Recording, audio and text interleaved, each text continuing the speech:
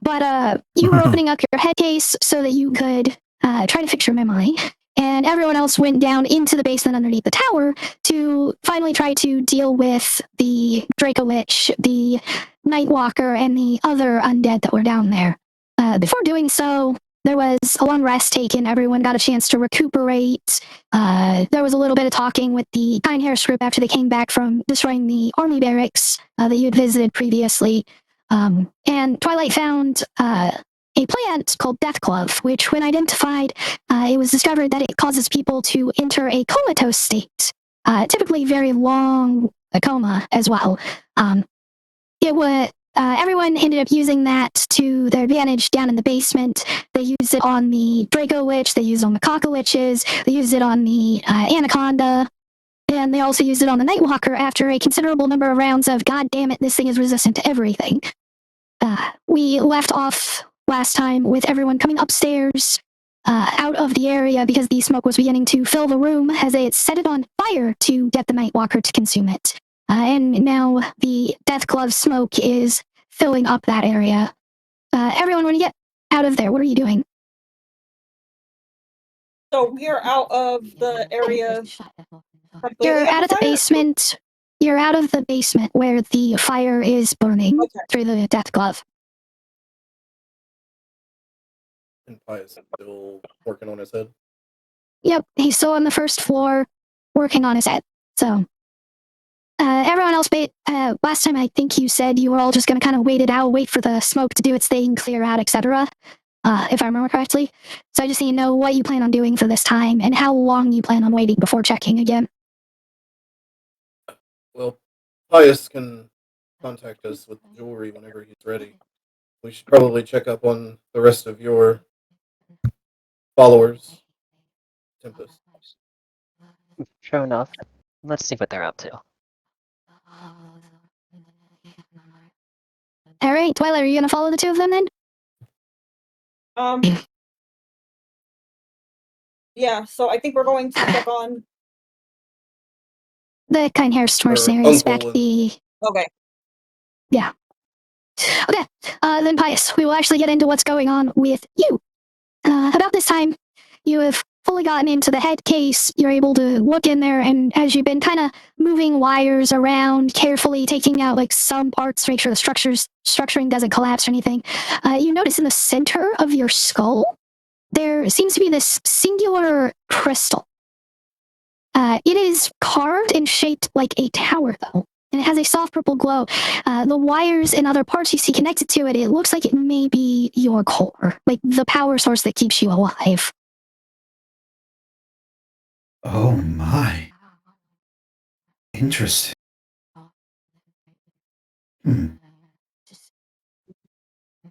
Wow.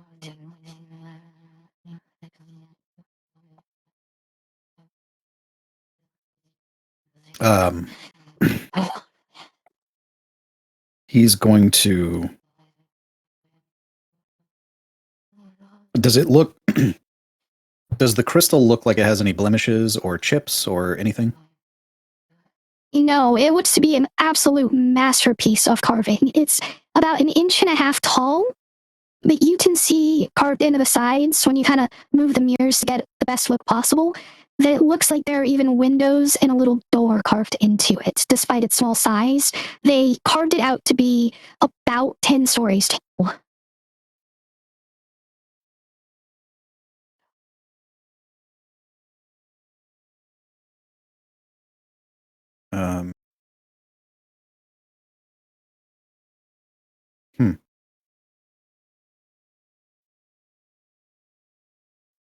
Okay. I'm afraid to touch it. Because then it's like, whoops, roll a new character. I wouldn't remove anyone's character for something that small. I'd at least give you a chance to cut back from it. That's fair.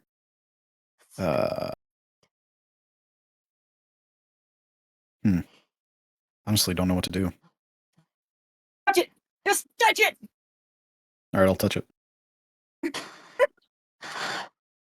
I'm guessing you're just trying to lightly, just barely get that feeling of it on your finger since it's so small. Yeah, I'm just gonna just inch my way in and just touch it with the tip of my finger. Just the tip. With the tip. Yeah, just the tip. All right. Okay. When you do, you feel a subtle movement in the tower you're in. Oh shit! I am the tower. How is this even possible? None of this makes any sense. You briefly remember one of the things that Dr. Rifle had said when you saw him in one of the visions you've had, and how he mentioned that time and space are they're essentially like the same thing. They're just separate dimensions of it, so to speak. So traveling through time is like traveling through space in a sense. And that big wibbly wobbly timey wimey mess it is, things can connect in weird ways.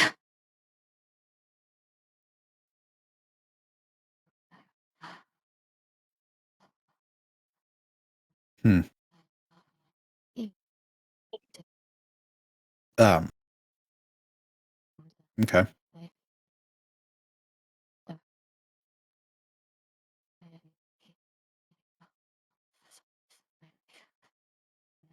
Fuck.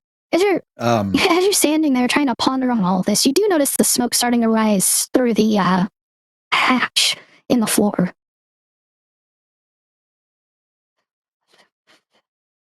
Okay. I'm gonna use. You're gonna use what? Sorry, I'm gonna use my stone and contact Wrath. Okay. Hey, is everything all right? Oh, you're back. Yeah, we're just checking on the Kindhurst, making sure that they got out of the barracks okay. Okay.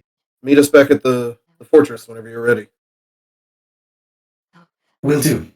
I have some groundbreaking news. Do me a favor whenever you leave that tower. Unless you plan on going back, can you get rid of it, shrink it to its minimum?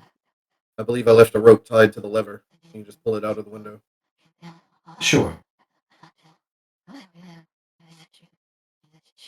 And I'll put myself back together. Before I do, is there I know the crystal is my core, but is there any other like slots where like memories would be stored, or do I discern that it's probably all in the core itself?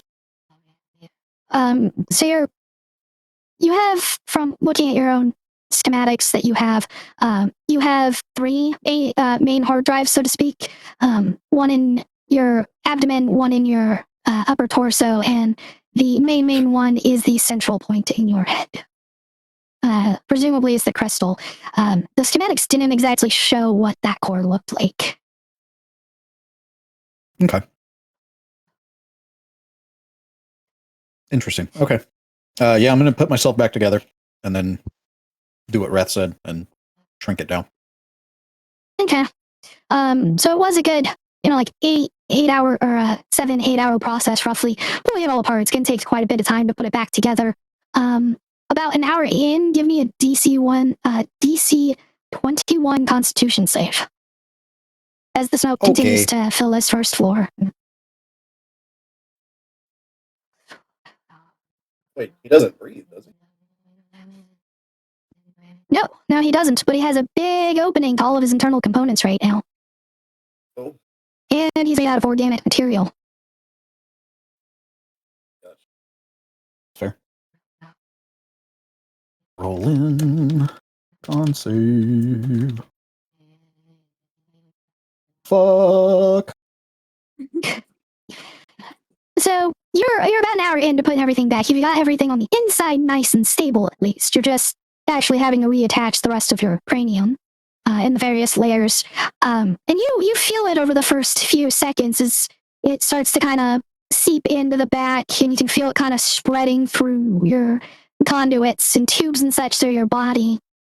And you start to feel tired, very, very tired, before you kind of start to lapse. Despite the fact that you're a machine and never really felt like muscle exhaustion, thanks to Deuce, you do know exactly what that feels like. And you have the opportunity to kind of position yourself without just collapsing. How do you wish to do so?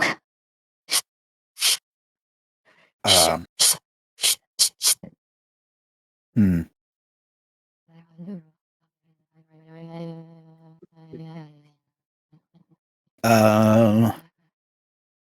Okay, I've got it. I'm gonna stick my great club into my waist region in the front, kind of like a Okay. tripod. All right. Okay. So you have fallen into a coma, of course, but you have yourself securely set up like a tripod. It's catching most of your weight. You prop it against one of the heavy tables nearby to make sure it doesn't slip.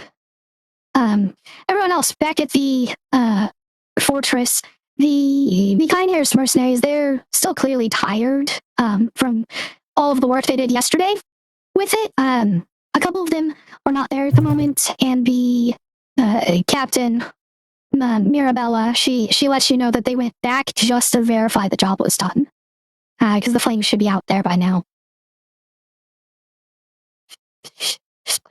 Hmm. When you talked to Pious, how did he sound? He sounded like his normal self.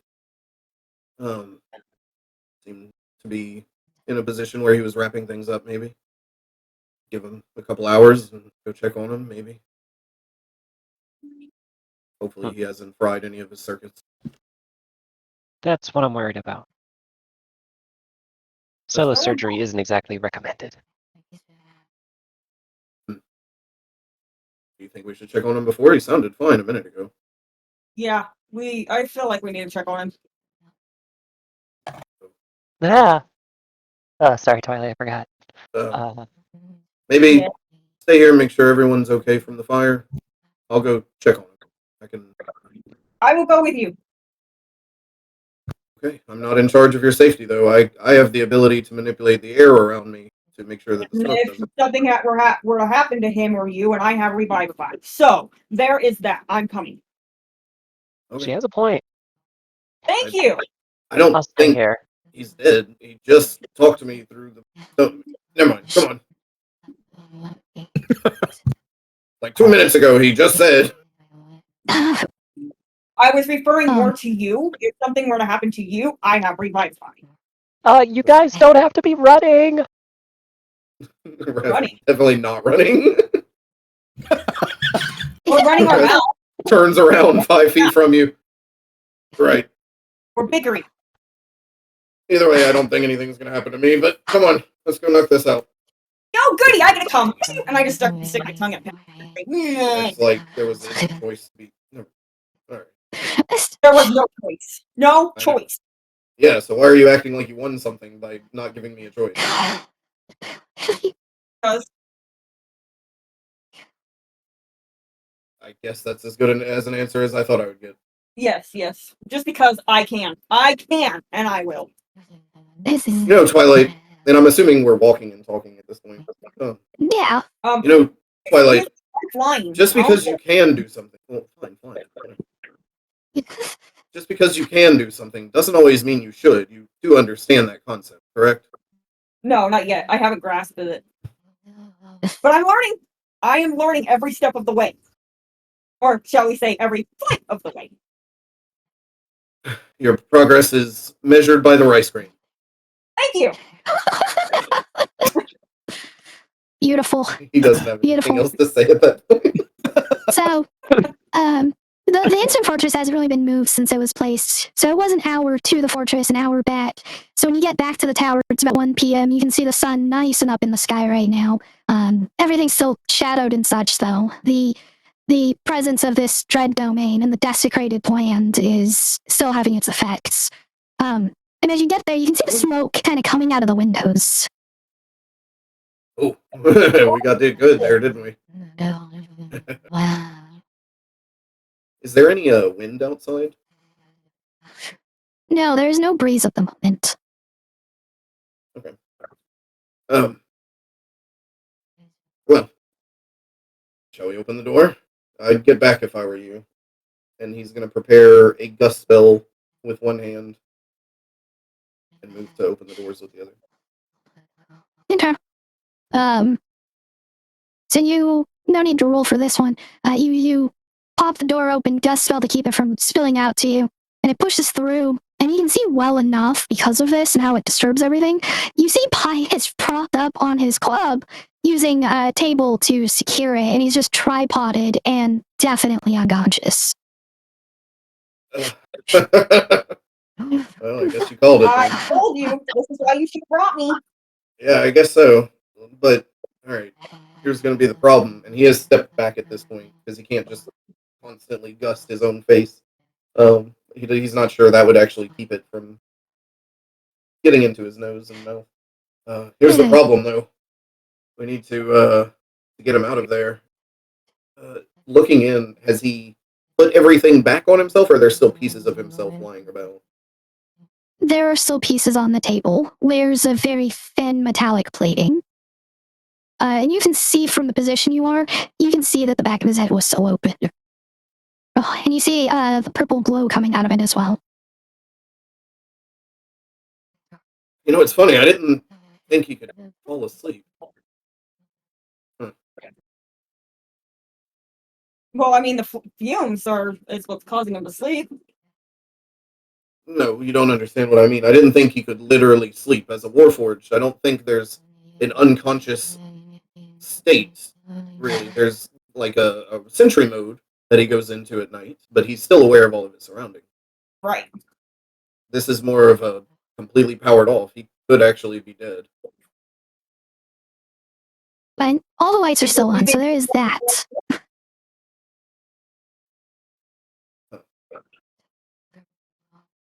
Where do you think his What mind was goes when he's like this?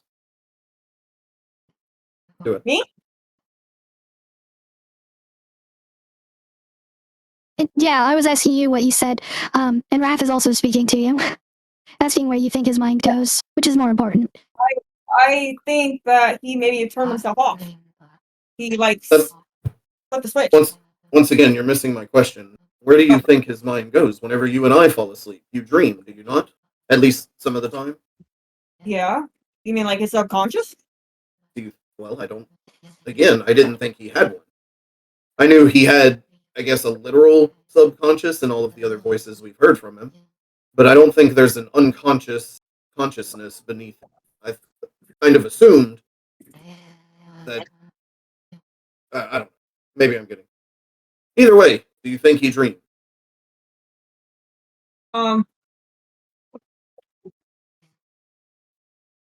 Possibly, but he could also be in a deep sleep where he's not dreaming. We should check the manual. Here's the manual. Let's look at this and see what's going on. You mean the manual in there, as Wrath points into the tower of smoke? There's also no physical manual for Pious. That was all information in his memory. Although you It's have a PDF file no, on you his. do not. Yeah, basically. Yeah. So, you have any bright ideas how to get him and all of his pieces out? Well, isn't there a book on Pious? No. No. Well, There's yes. a Tales of book, but that's his literal life story, and it's inside the tower.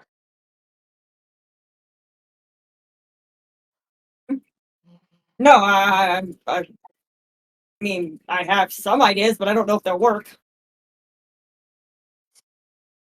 Hit me with them because I'm considering some different options, but I'm not sure if I can do this.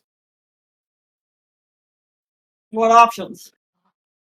Well, there's a couple of different things. I have a spell that creates a storm sphere, which is a whirling air, quite large, 20-foot radius. I could create that in there, but not on him, where maybe it dissipates some of this. I'm also considering maybe if that happens, that I might be able to control the wind from it as it swirls around me to kind of avoid getting any of these fumes and breathe in any of these fumes. But that's really about as far as I've gotten, honestly. So you're thinking clearing the smoke out. Well, yes, because I think it would be probably pretty difficult to get him and all of his pieces with the guarantee that they were all of his pieces out without doing it. Well, I do have storm or weather control or something. What's it called?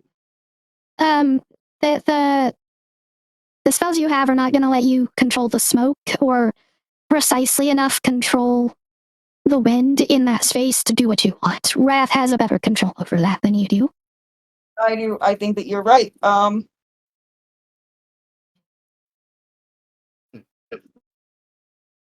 if you don't have anything Honestly, better, I like option number one.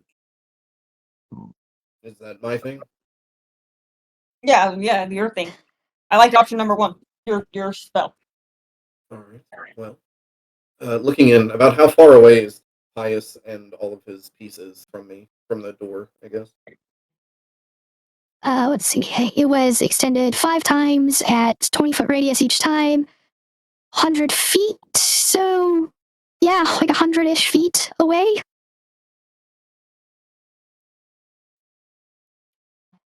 Mm, Because he's pretty close to the center. yeah, I don't have a way to do this and get that far. You, can you, if I go in and try this, do you think you'd be able to just pull my body out at least? I don't want to pull his out because he has exposed part. You want me to pull you out? If I fall unconscious in there. Yeah. I have my rope. Want me to tie my rope around you, or Yeah, actually, that's yeah, it'll reach that, I'm sure. Yeah, you have at least 100 foot of rope, yes. my rope of mending? Sure, that's what you like to use. Here, take and Wrath goes to dig in his bag for just a little bit of extra rope and realizes quickly he has none. Ah, that's forgot about. Well, you might have Twilight to has 50 foot of jump in. hempen rope as well as her magical rope of mending. She has 100 foot of rope herself. Right. The problem is once I tie it around myself, that shrinks it about 5 feet maybe at the absolute most, and that kind of puts you having to enter in order to grab the rope to pull me out. Okay. Wrath is going to touch his earring. Tempest, if you could rush here, you may find a few of us unconscious. Just pull us out if you don't mind. Okay. I was right, wasn't I? He uses it again. Yes, you were right. Maybe we should actually go get the others. Do you think we should get the others? Well, I figure by the time she gets here, I know she has an ability that could grab you just inside of the doors, which is where you'd be trying to get the rope to pull me out. So I think we'll be okay. Just pull me out if you let's can. go. I'm already moving at high speed. So, Wrath will cast Storm Sphere. Well, I'm going to try something first. And he's going to walk up to the door and hold his breath and just sit in the smoke for a second, holding his breath. Do you have the rope around you? Yeah. So you don't. Yeah. You don't feel any like major effects. Like you don't feel yourself falling unconscious, but you do feel a scratchiness in your eyes, and they start to feel heavy. He'll back up and breathe for a minute. Does it feel like it dissipates any? And not immediately. If you stand there for about a minute, it does start to go away, though.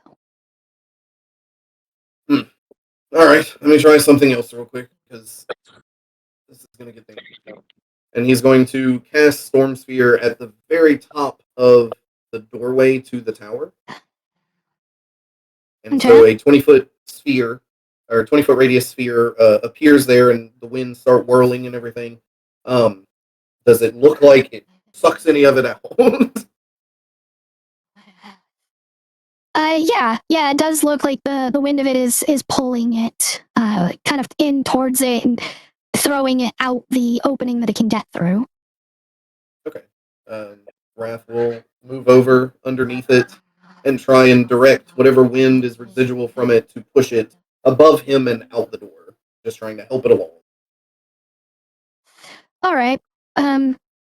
You get basically like the equivalent of a 5-foot square of it to just like push out. So there's this big puff and burst that goes out as the rest of the smoke that's in there kind of starts to fill in the gap. I'll do this for however long this spell lasts. No, it only lasts a minute. It's still full of smoke afterwards. Yes, but it is a lot thinner. The area is no longer heavily obscured. It's just lightly obscured by the smoke at this point inside. Because it's also been leaking out the windows around the tower as well. He'll stand at a safe distance where the smoke isn't in his face and try to judge exactly how much there is to pick up along with.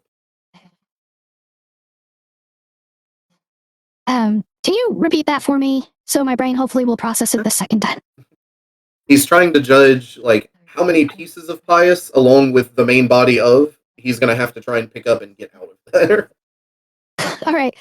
Do me a perception check with disadvantage. Okay. First, probably that. Yep. 12. 12. You're certain that you're not able to count all the pieces correctly, but there's at least 5 main pieces and probably quite a few smaller ones as well. He'll look back at They do all Twilight look like they're and nice and grouped together, though. So looks back at Twilight and tugs the rope firmly, make sure it's tight around his waist, and nods to Twilight. Wish me luck, and he's gonna hold his breath and Wait! Before you do that, do you think you're gonna need my ring of levitation? Yes, actually, that is a great idea. Thank you very much. I was very concerned about that. You're Do you mind? welcome. Amazing. Good on you. Thank The you. ring I it give him my doesn't require attunement, right? fuck with him. no attunement required. It's if she hands you not the ring of levitation, it's clearly not the ring of levitation. Like the good ring has berries etched on it, whereas ring of levitation doesn't. And Wrath has worn the ring of Goodberry before, so he'll look at it. Wrong one, Twilight. Fuck! Hold it back out. Just trying to fuck with you, man. Alright, here you go. Here's the ring of levitation. Thank you. He puts it on. This doesn't require me to attune to it, does it? No. Okay. Thank you. And he'll go back to the doorway, and he'll activate... Oh, do I have any more? Yeah. He'll activate Blade Song to increase his movement speed by 10 feet. And cast Gust as he moves 80 feet into the room at a time to try and, like, push a corridor of the smoke. But he's still holding his breath as well. All right. So you do have full spell slots. You guys got a long rest in. Without too many, I believe. You have most of your stuff, right? You only use like 2 fifth level spells, I think. I used a little bit more whenever we were trying to fight the thing in the cage. Okay. And I must be misremembering how much you used. I'm out of my lucky feet, and I'm out of my transformation shape. spells. Yeah, you're out of wild shape and lucky. 2 fifths and Okay. a fourth. Okay. Cool. Yeah, you blast that corridor open again, like you did the first time, and it does push more than just the line of it out of the way, just because of how wind and ripping the air around does work. So you got kind of like roughly like an 8-foot width to make your way down. You get to that 80-foot mark, and it is starting to seep back into the corridor you made. Then if you cast Gust again that direction, it'll open up your continued path, of course. Yeah, he'll try to make sure to aim it like to the side of Pious, not where his stuff is, so that he doesn't accidentally knock any of that around. Give me a perception check. It's only a DC 13 on this one. And it's a normal roll. Well, I rolled real good, so 26. All right, yeah, you are capable of maximizing the opening to the side with Pious without moving him at all with the second gust.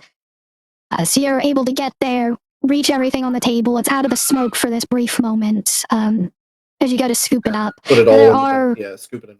Yeah. Yeah, it's screws, it's plating, it's like opening up the world's most complex giant computer. So you're able to just poof into the bag real quick, and then cast levitate on Pious. I will say also, if Pious had that book near him whenever he was in there, he'll also shove that. Yeah, you're able to get that as well. And then, yeah, he'll levitate Pious and float him out. All right. So it's going to take 4 gusts to make it happen, but you are able to safely get him out in this process. Whew. How do you smoke that stuff? Jesus Christ. Leaves like a shit taste in my mouth. Oh, here's your ring back. He'll set Pious on the ground before taking the ring off and handing it back over. All right. All right. So Pious, you fall unconscious, and what I want to know is, of this list, what would be most important in Pious's mind? Discovering information about who and what he really is and this tower, or figuring out who the other individuals within him are and about that, or about the connection you have through time and space to what's going on in the world involving the forgotten deity?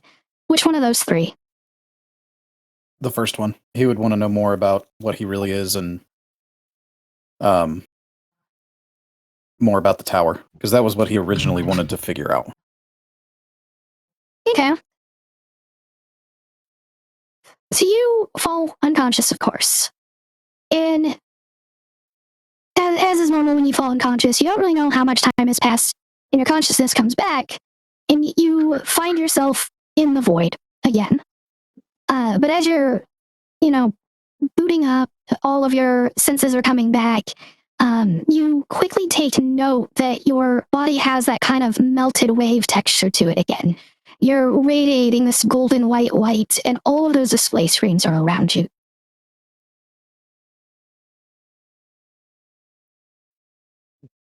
He'll kind of look at all of them slowly and then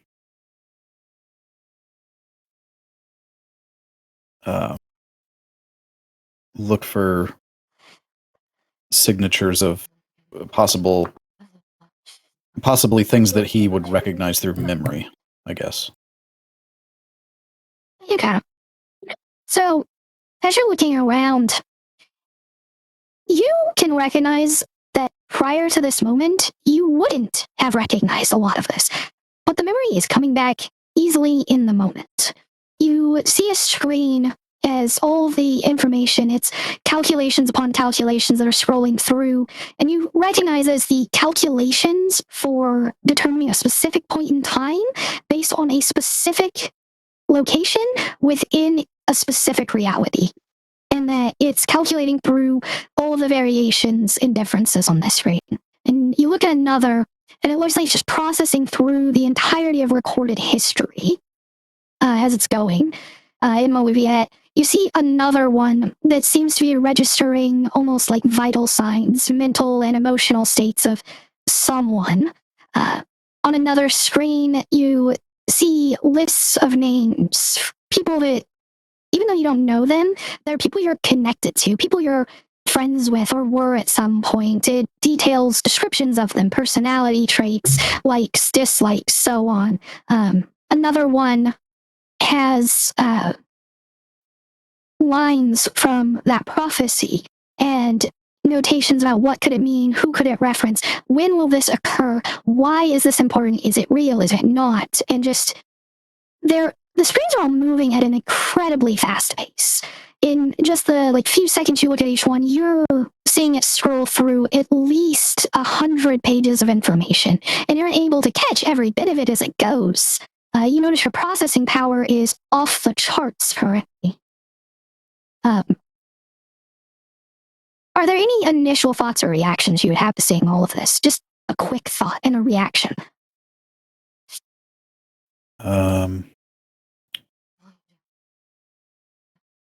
He would be determined at this point because he's been chasing his memories for so long that he's tired of being scared.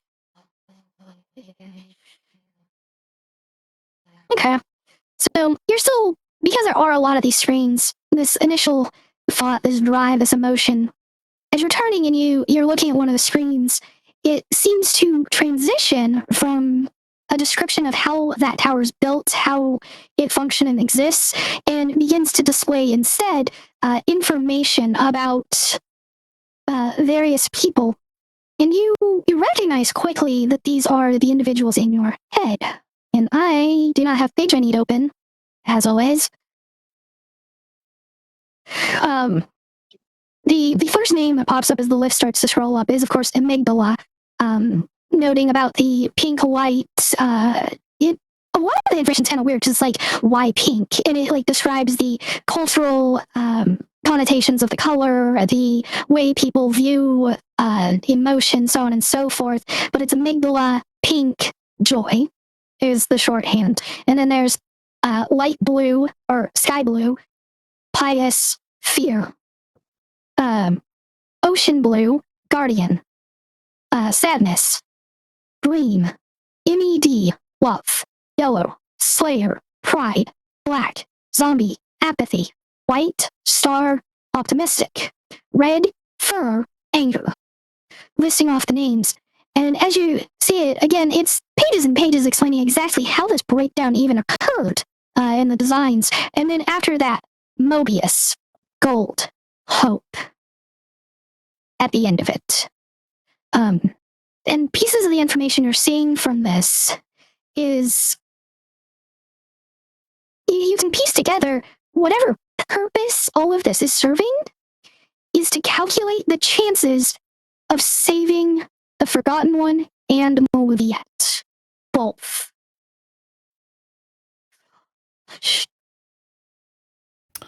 What's the percentage?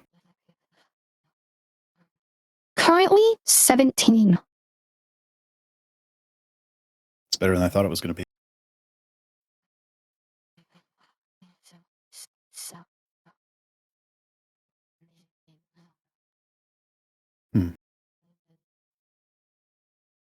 Are these screens corporeal?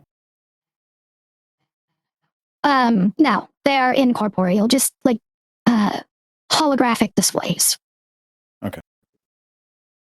Is there a console that Pious can touch? As you kind of like think about this and start turning around, you are the console, and you realize that quickly. It's almost as if you're literally viewing inside of yourself from the outside. So to speak, a redundancy. Like an out-of-body experience almost? Sort of. The name of that last one, Mobius, pops in your head. The concept of a loop that eternally is on itself.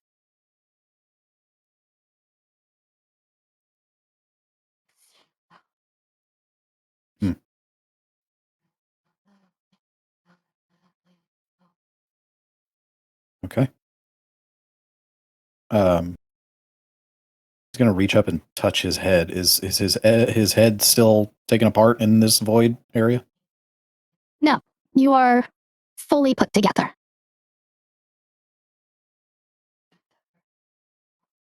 He's gonna raise his hand and swipe in the air to the right. See what happens. You see all of the displays kind of just shift like you're swiping them across the screen. The one that was directly behind you is now directly in front of you. And it looks like the schematics for a tower.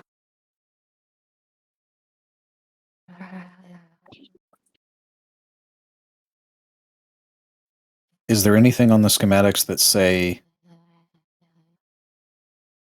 that have like controls for it to move it around to, or possibly shrink it down and into like a pocket-sized item or anything of the sort? There are a list of calculations scrolling up kind of the left side of it. They seem to be an offshoot of that space-time calculation you had seen before. And as you're thinking about it, kind of zooms into the tower to the top floor and shows two switch levers that adjust it.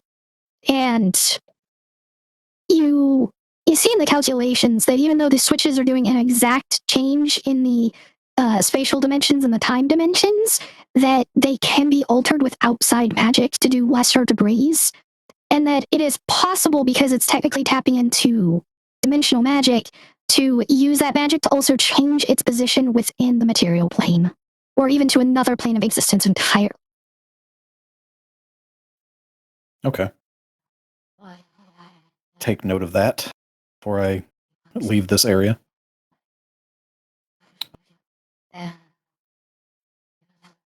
Okay. How do you try to leave That's this really- area? He's going to look around and then he's going to kind of, you know how someone frames a picture with their hands, with their thumb and their index fingers? Uh-huh. He's going to do that and then spread left and right, both of his hands, as if he's ripping through space-time. What is he envisioning being on the other side of this tear? The entrance to the tower. Okay. I know I haven't actually given like hard details about this door, so go ahead and describe the door itself for me. You get creative control here. Cool. It is obsidian black with imperfections all over it.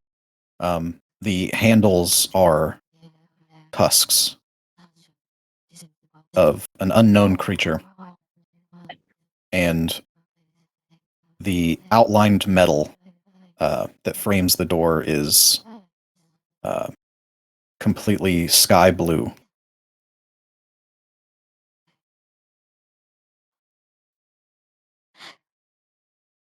All right. So as you do, you pull your hands apart and you're envisioning the door, you see it kind of start to materialize in front until finally the door itself is just in front of you currently. He's going to grab both tusks and pull it open. Back to the group that just exited the tower. You just came out, you're backing up, you have Pious, you set him on the ground, and Ref, you kind of take in the door to this tower like fully at this point, and you notice all those details that were just described. And you see the parts of Pious that had been on the table, they just start floating out of your bag and reassembling themselves on Pious. That's a new one. Just watch. Am I still running? Yes, you are. Even at triple speed, it would take you about 20 minutes to get there. And it's been like 5.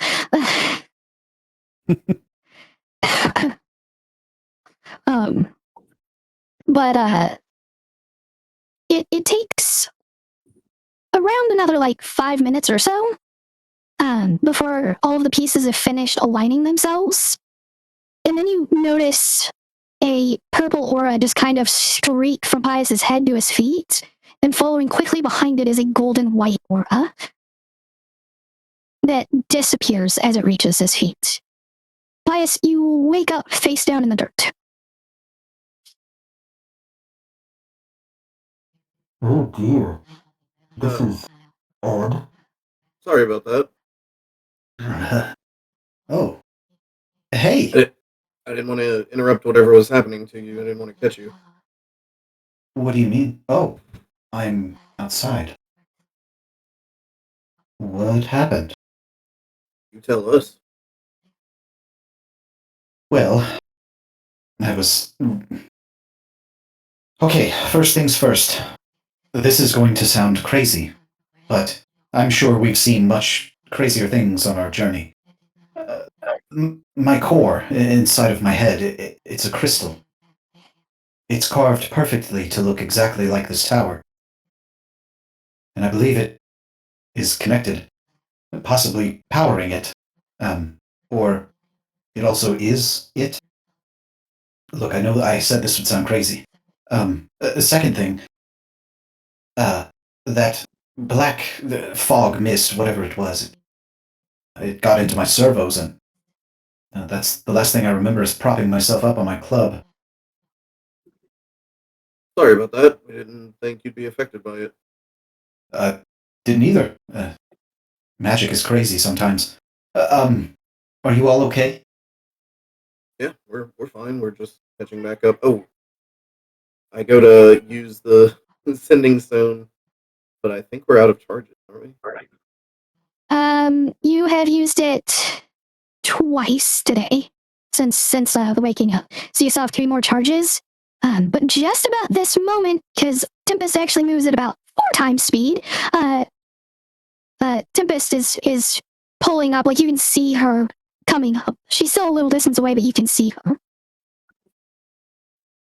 Wrath touches the stone anyway. I really hate to do this to you, but we got him out. Stops dead in my tracks. Are you serious? Hi, Tempest. Hi! What the fuck? I'll It was explain the wrist. later. I'm going back to the fortress. And there's a third thing. While I was unconscious, I was in the void again, and I saw the screens. Do you remember the screens I told you about? Vaguely, yeah. I found out who Mobius is. Is it another one of your voices? It is. But this one's different. How so? I believe he's connected to the Hope Fragments somehow. Do you think? Is that bad or good? Well, it can't be bad. It can. Well, maybe. I mean, is it bad or good? Yes or no? Good or bad? I'm You're being not very sure. black and white when this is not one of those. Basically, all of my pieces, they all hold different emotions and different purposes. I am Like Mobius is. So, like your Mobius. pieces? Mobius is hope, and possibly the entire reason I'm in this mess. To be wandering time and space forever. If that's true, then I have another question for you. What is Pious? Pious is fear. You know, every time you've changed, your colors have been like a mood ring. We could tell what kind of attitude whoever it was behind there was taking. I don't see light blue as being fear. It's more of a unconscious fear. More of me not sure, me being not talking like a caveman. My brain is all scrambled. Sorry. Yes, it's more of how do I explain this? A psychology of color. Yes, in a way, I suppose. There is a dark blue, which has to do with I've forgotten already. Well, that one seemed a little Sadness. depressed. Yes. I thought green was sadness. I don't Elaine think is we've love. seen a green yet. No, I think Mobius. My theory is that Mobius is all of us at the same time, before we all got split. Because why else would he be named in that book as meeting Acrid and Well, at the pardon, beginning? pardon my color theory, but and as they're walking, he'll summon just two. No, he'll summon three of his dancing lights. One of them is like a almost like a black. It's like a dark purple, and then he'll summon a yellow one and a light blue one. Pardon my lack of knowledge on color theory, I suppose. I didn't study much of it. And he'll start making them kind of swirl in a spiral. But I believe a color like black would not create technically- white.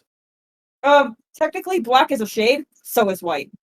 And he pulls them all together, and then they disappear into the black. He'll like disappear the other two first, and then disappear the black. Black typically consumes whatever colors it's put with, Mm-hmm. muddies it up.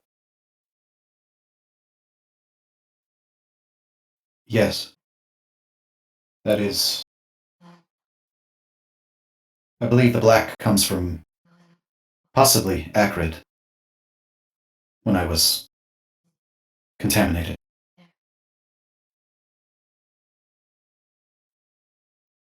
Maybe My that's when point we all being, split. I don't know. my point being, maybe it's not all of you.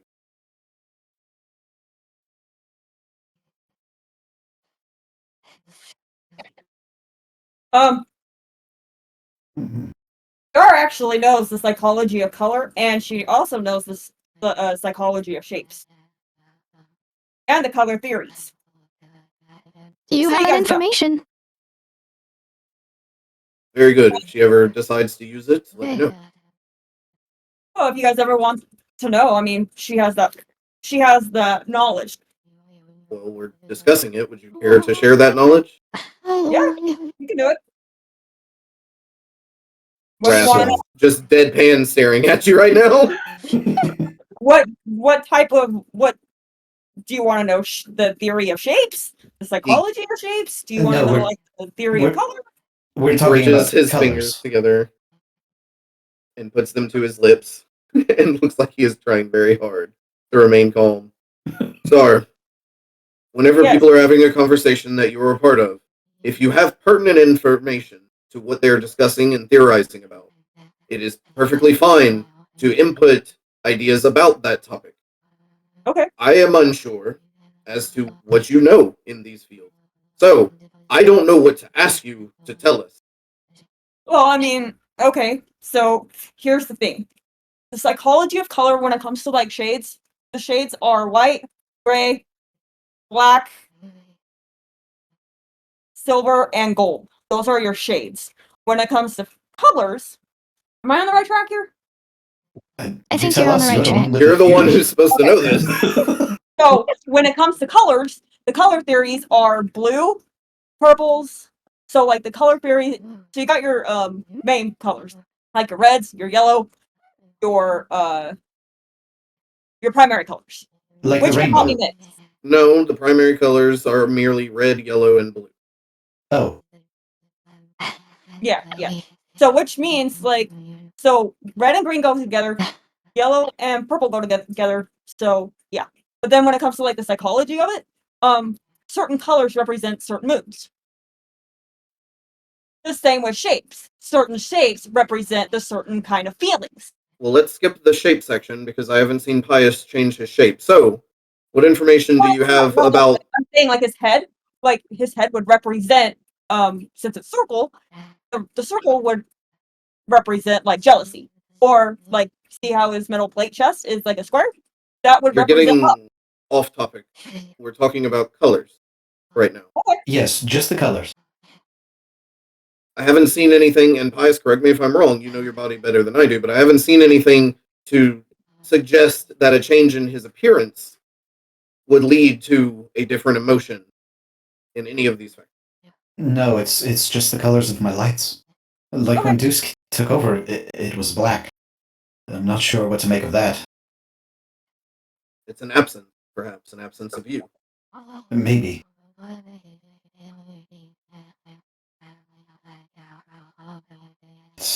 It's also confusing. But at least I know who Mobius is now. Or what he represents, at least. So out of hypothesis speaking, Amy, she would probably be your color blue. Pink. So you know She's that, pink, yeah, you know, and she's very you know happy. Amy is pink. Okay, pink. Amy represents joy. Okay. Guardian represents sadness. MED represents love. Slayer represents pride. And this is just painful. Zombie represents apathy. And Star represents optimism. Thank you. Not you. Well, fuck. I mean, you are optimistic, but this is a different one. Very optimistic and eccentric. Yeah, you could say that again. I'm eccentric. How did I know that was going to happen? Well... Oh, and I forgot about Pure. He's my anger.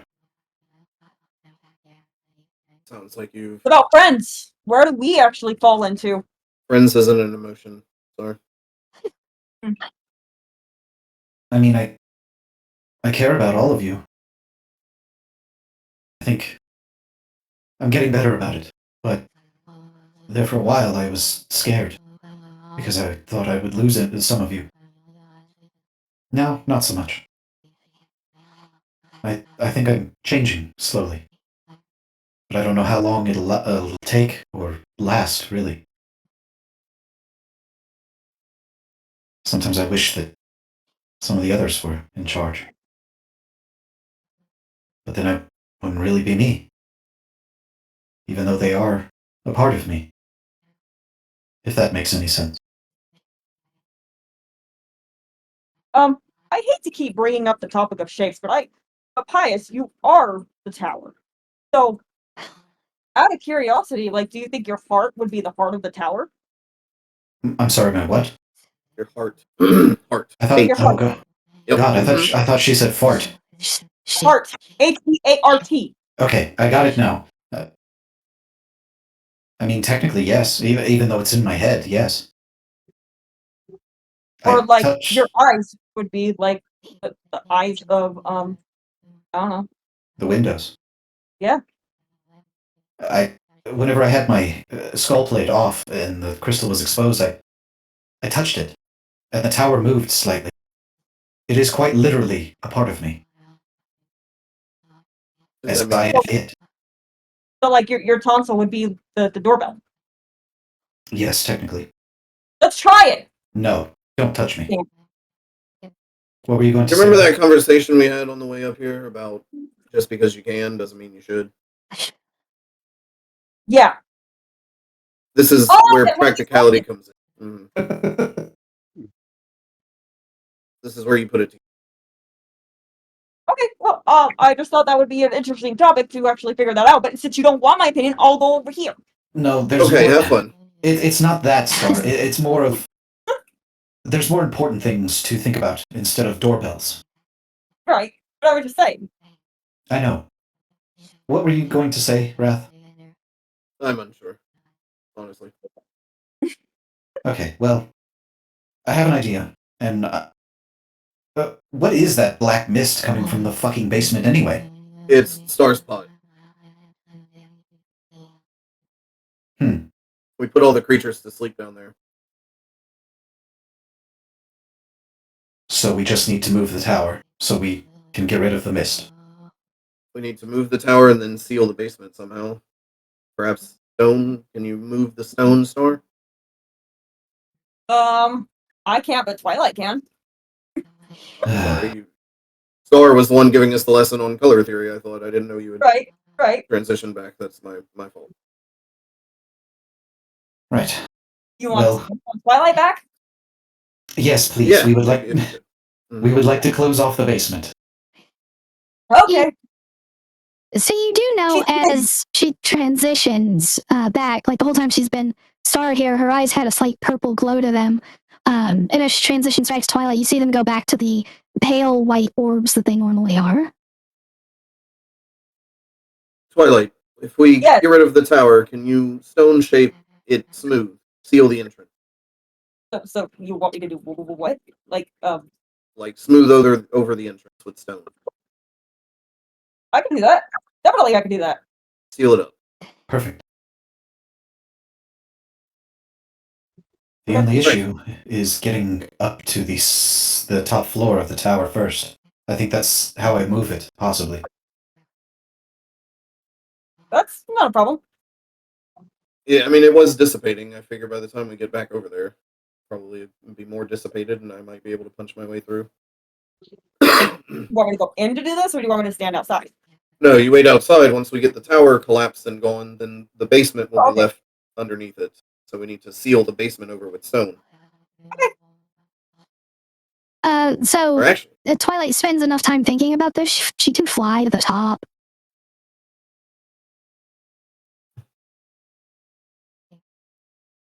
Well, yeah, I mean, I was already going to do that, but since they were going to collapse, since they were going to move it, and then we were going to shrink it down and then tie a rope to it and pull it from the outside to collapse it. Nothing. Right. You want to fly up to the top and just shrink it down to its normal level for us? I don't know if I have that ability. I have like To fly? thunder. You know how to fly, and you know the tower has literal levers to control it. You can Yeah, I shrink can it do by that. using those controls. Yeah, I can do that. Okay, if there's any smoke, hold your breath. Shrink it down quickly and get out. Welcome in, Captain. Yarr. Tempest, I didn't know you brought Captain with you. Yes, I'm here somewhere. Where am I? Ah, what the fuck? Where did you show up? Captain's a little out of See, I breath. can It takes see. him a lot of effort to run. And where exactly I need to be. Just give me a couple seconds. Take your time, Captain. Ah, these old bones can't move as well as they used to be. Well, Tempest, do you mind? And he gestures towards the top of the tower. Okay, I'm sorry, what? Oh, I'm sorry, I Twilight. think you meant I'm- Twilight. I did. Yep, that's my fault. Who do you want? Twilight or Tempest? Okay.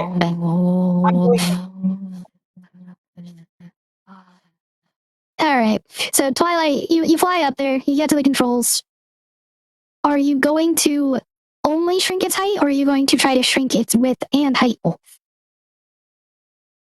I'll do the width and the height. Okay. So after you get the first, 5 pulls of each down, and the rest of you from outside, you can see it as it's shrinking. Once it goes down that first level, it's almost like it just magically. You don't see it shrink down. You don't see it slowly move to the bottom. It's just 10 floors, and then sap 9 floors, sap 8 floors. And its width is just changing the same way. And you see the smoke off of the first 2 just instantly expelled, and it's surrounding the tower now instead of inside of it, because it had no place to go. And this keeps happening as it gets smaller. And Twilight, after the 5th one, when you take it down to 4 floors and you bring it in, you see the room you're in almost like try to pull in, but it doesn't get smaller. As the lever itself for the width refuses to work at that point. So you just keep taking it down until it's only 1 floor. And you can see out the window, you see everyone standing there waiting. Good job. Now tie a rope to the thingy. Pull it out of here. What? The lever. You tie have a a rope rope. to the lever. You have a rope tied to it from before. Oh, bring the rope out here. Okay. You want me to just toss it out the window, or do you want me to Walk it out. Twilight, the smoke is currently surrounding the tower. So like, whether you go out a window or the door, you're gonna have to go through a few feet of that smoke. So how exactly are you gonna do that? How much smoke would I have to go out of? About 5 feet. You just have to move 5 feet through the smoke. It's just a light cloud around the tower. She'll hold her breath Okay. and fly as quickly and by as quickly as possible. All right.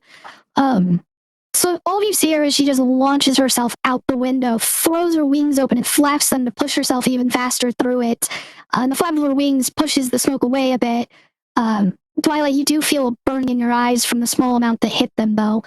As you get about 50 feet away before the rope kind of tugs because you're still holding it, and it pulls down the lever, and all of you just see that the tower disappear. That one floor is just gone. And the rope seems to have been cut off where the window was. So it's just laying, not attached to anything where the tower was before. And where it was, is there like a slab where the basement is? Is it like a concrete You- structure or a stone structure? As you go over there, at first it looks like it's just flat grass and dirt and such. When you move closer, though, you can see there's just an open hole where the trapdoor was before. They go straight down. Perfect. Can you mold the earth around it where it Yeah. seals? Amazing. It only goes up to 5 cubes. It 5 wasn't foot that big of cube a at a trapdoor, I time. don't- No, it wasn't even 5 maybe- foot. So basically, you go to move the dirt because you're trying to collapse it in, but it is 100 feet down to the bottom. So you grab that first chunk of dirt to like be over it, and it's gonna collapse in slightly. You do a second one, and you notice the ground just start to collapse on its own because you've broken its structural integrity. So it's almost like it's trying to fill in a sinkhole. The sinkhole just collapsed. To avoid Oh, getting shit, caught, you run! fly up and move away. I don't know if Let's Earth's armor would help it, or if it would make it worse. Oh, it's unnecessary. You've collapsed it, which was the point. Okay. Well done. Ah, Let's get the fuck out of here. I'm tired of feeling this dread shit. Finally, let's get out of this place. And guys, I'm an idiot. You know, with my wings, I noticed something. I could have just flapped my wings really hard and the smoke would have disappeared. always the At least a risk. bit of it. Well, now you know for the future at least. Thanks. Right. Let's go get everyone and get the hell out of here. I feel better already. Aye, aye. Captain, Feel you're better cooking when- a lot of food when we get back. That's okay. I know I can make a lot of stuff. Let's rest outside of this area. I'm tired of this healing. Agreed. Okay, so My question is, once we collapse this tower, how come Pious didn't fill anything? We didn't collapse the tower. Well, I guess technically we did, but we just made it a negative floor. Yeah, like it's still a part of me. So, Pious, from everything you saw when you're in the void, like a lot of those major details are there, but you kind of think about it for a moment. You saw the calculations and kind of how it works. You don't remember the specifics, as if coming back to reality kind of shunted away that knowledge again to some degree. But the calculations seem to compensate for the inversion of matter and reality. And you do know that basically by having made it a negative, like a real world negative somehow, it inverts that something to nothing. And that's why it ends up in the void. Okay. Come on, let's go get the others and get the hell out. Okay. Gotta fill my So it's uncle about in on what 2:30. happened. So it's about 2:30 when you get back there again. And having finished collapsing and eliminating almost all of the undead in the darkness here, you do feel the weight of this area. It does lift, but it doesn't completely dissipate. Pious, you recognize this thoroughly because of your cleric and undead stuff. This entire area is desecrated ground, and that doesn't naturally heal very quick. It could take hundreds, possibly thousands of years to naturally lose that desecration. Okay. But you do know at least the problem is the undead themselves are dealt with at the moment. All right. As we This may be dumb. As we get everything packed up, and everyone regaling tales of what happened back there as we begin to move out. Wrath is going to take one of the beans from the bag of beans that he has and a hope fragment. He's going to dig a small section out of the ground. He's going to look over, stare at where the entrance to that labyrinth is, because I think we were camping within sight of it, correct? Yes, yes, you're about 300 feet away. And it's still on fire. The fire has not spread out. And he buries both the hope fragment and the bean and covers them and then walks away. Okay. I want you to roll 2 D100s for me. And you get to choose between them, so you might want to pull out the bag of bean effects. Let me do that. A 6 and a 77. So 6 is a geyser erupts and spouts water, beer, berry juice, tea, vinegar, or oil, GM choice. Oh, absolutely the And second. which one's the second? A fruit forgot tree that one grows. already. It has 1d10 plus 20 fruit, 1d8 of which acts as randomly determined magic potion, while 1 acts as an ingested poison of the GM's choice. The tree vanishes after an hour. Picked fruit remains, retaining any magic for 30 minutes. I'm going to have to determine those effects between sessions. But yeah, go ahead and roll that 1d10 plus 20 then, real quick. Okay. I will roll it, but Wrath has kind of waited for people to move up down the road, and he is not turning around to witness the effects of this. But it's 24. Okay. So you all, as you're leaving, because you plucked everything up, you began walking away. Rat did this as everyone was already on their path. He's taking up the rear. You all hear the ground just split in the. I just realized the voice changer may have done something weird with that sound. But you hear the ground actually splitting as the tree just forces itself up out of the ground, spontaneously forming. You do hear that noise behind all of you. It's in the distance though, because it's been a full minute. It's just that the area is so eerily silent, you couldn't not hear it. And then Wrath comes catching up down the road. Sorry about that. Oh, what was that? I just wanted to leave the place a little better than we arrived. Well, there you go. Always a good He thing. kind of gives a smile to the group, looks over at Tempest, kind of gives a subtle nod, and then walks past you and takes the lead. All right, so you are all actively leaving the area. It takes about 4 hours before you start getting close to the road again. And that's about the time you feel the dread domain itself, the desecration, finally fall off. And now you're coming in this area. It's still got that shadow over it though that it had before, but not the weight or the negativity of the dread domain. What time of day is it? It is about 6:30 p.m. The sun is mostly set. The moon is starting to rise, but it's still a little bit darker than it should be.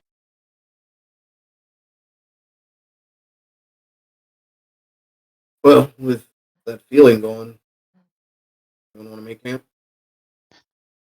The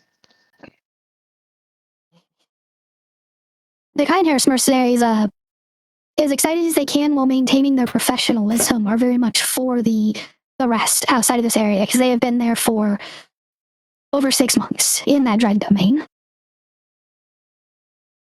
Yeah. Let's set up, y'all. Everyone good with that? Tempest, Pious? Yeah. Yes. All right.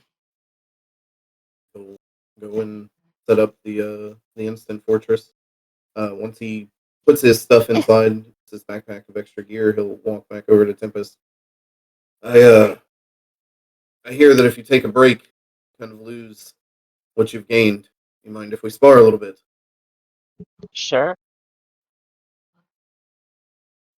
All right. Let's go for it. Hand to hand? Still need practice. That is true. Human form. Human form. Okay, so I know what the two of you are doing at least for a bit. You do have a good 4 hours before you like have to go to bed and rest. So Captain, what are you gonna start working on? Like, it's probably dinner, but what exactly are you making for dinner? Captain Flowers is making some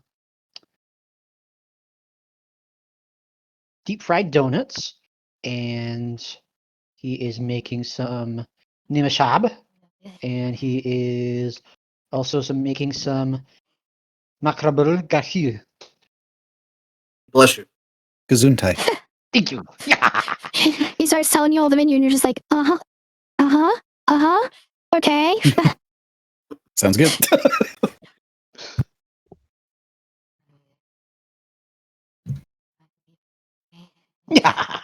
I'll be making things. All Don't worry right. about it. Have fun, kids. Twilight, what are you doing with your free time tonight?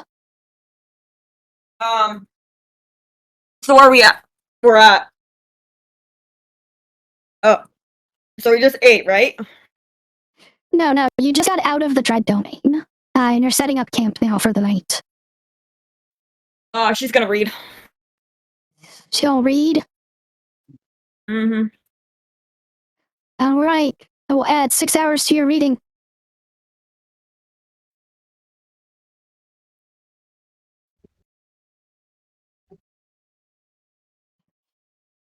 All right. How long, Wrath Tempest, do you plan on going? So you have 6 hours of time. How long do you go, Timus? Probably go half that. About 3 hours. Half that? 3 hours? Okay.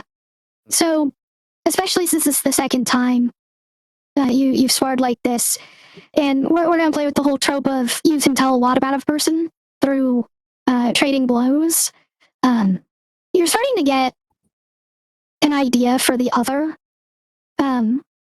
Tempest, you start to understand that a lot of like Wrath's strength comes from not so much ignoring the past, but just accepting that it happened and moving on, like thoroughly and truly just moving on. You don't think about that past, what you could have done better, what you could have done worse, that sort of thing. That you can't change what happened. So all you can do is move forward. And on the other side, Wrath, you get a better feeling for kind of where her mental state is, how there's confidence in her martial arts, but there's this hesitation as you're going, as you notice her thinking about the scythe here and there, or using another weapon, and the fear of reliance on anything that isn't herself, and how that could lead to her death. Even with your discussion previously, she still seems to be holding some amount of fear from the moment she had her eye taken by the Tyrannid. Thank you for the sparring session. Sure. It was good. Holy fuck. God damn, I need sugar. Oh, I don't think you've pulled from your snack bag today. Oh dear Yeah. lord. How's your new eye doing? What new eye? Oh, I thought you said Captain hasn't actually given it to her yet. my. What are you talking about, Wrath? Sorry, you ever get deja vu? Oh yeah, it's still in his back pocket. Ow. Yeah, True, Captain, as you but finish up ouch. dinner, you do think about this eye, and the fact that it is done. Oh, yeah, I was totally forgot about that. Well, when she's done, I'll give it to her. Gotta put it in just right, otherwise it'll be up. He says to himself as he continues making dinner. How do you feel? Feel more or less confident than you did a day ago, 5 hours ago? In less than 24 hours, definitely more confident. Good. I'm glad to hear it.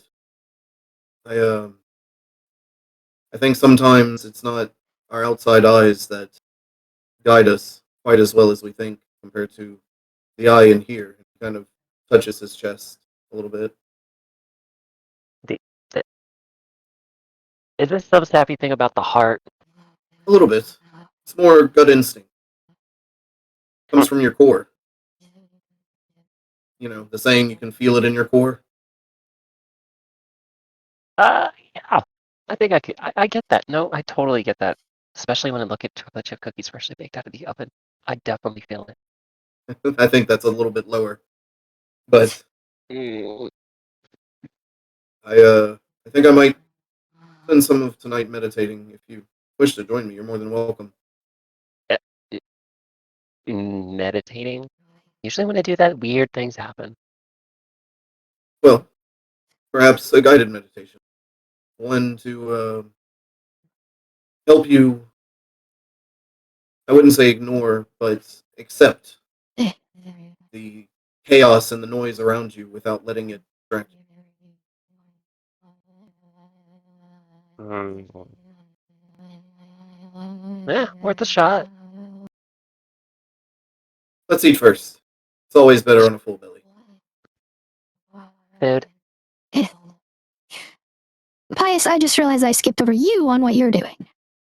God damn it. What is Pious doing?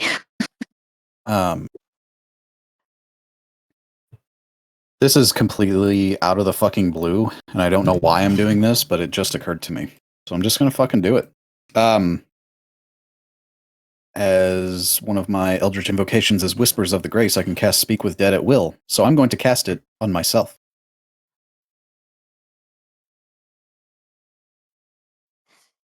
I want you to make a wisdom save. This is a DC 21 wisdom save. Heart of the cards, heart of the cards. Kiss. I shouldn't have said that because now I'm gonna fucking fail miserably. Yep.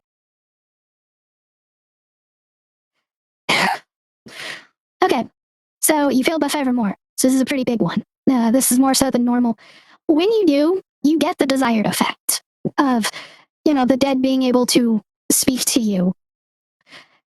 And you find yourself speaking with 7 other versions of yourself simultaneously. All of the others. As you stand there in the void, you see the other 7 and yourself all on the ground, battered, broken, and beaten. And all of them are ringing out with random words, so to speak. You can't get enough context to truly understand what all 8 of them are going on about, but it's as if they're reliving the last moments they experienced before they died, and that they're letting it out into this space in the form of words, overlaid at the highest volume possible.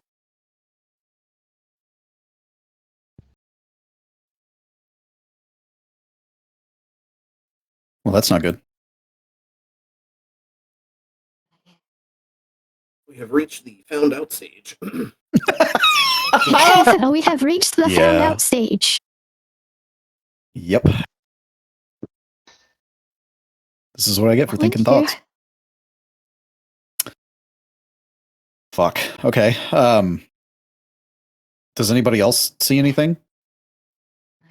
Or is Pious just sitting there motionless? For everybody else, it looks like you've just entered Sentry mode early. Okay. Meanwhile, Pious is screaming inside of his head. Yes. And as you're experiencing this too, you see flashes of your own death, or deaths would be more accurate. Dying on the front lines of Akrid's army, fighting against Nick, one of their spells, blasting your body apart. Another death, traveling the Highroad, finding yourself in what looks to be a destroyed and abandoned, ruined village, and a demonic force, deific in size, cackling as wrath is ripping one of your arms from your body. And multiple more in the same area as Captain just takes you apart, trying to bite into your flesh as he rips it from your body. Tempest taking your head with a scythe. Twilight frosting you over with a spell, and then casting another that animates the rocks and plants around you, pulling you apart slowly and meticulously. The Hermit reaching his arm up into your core and your chest and yanking it from you. another with down in that empty room where you met Alucard and seeing Kaz laughing as he puts his boot to your head and smashes it into the ground, as if these are all deaths you've experienced or could experience, and you see them all simultaneously. Damn, that sucks.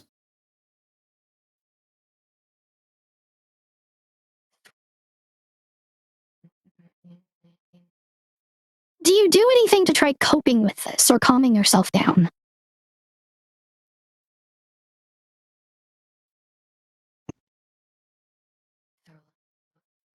I think the only grounding thing that Pious would have inside of his head would be Deuce.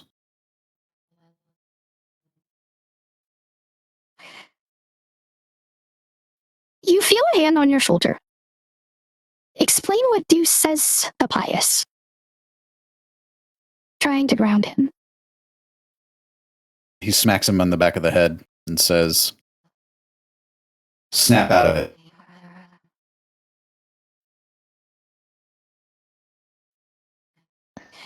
I'll give you another wisdom save. This time you have advantage.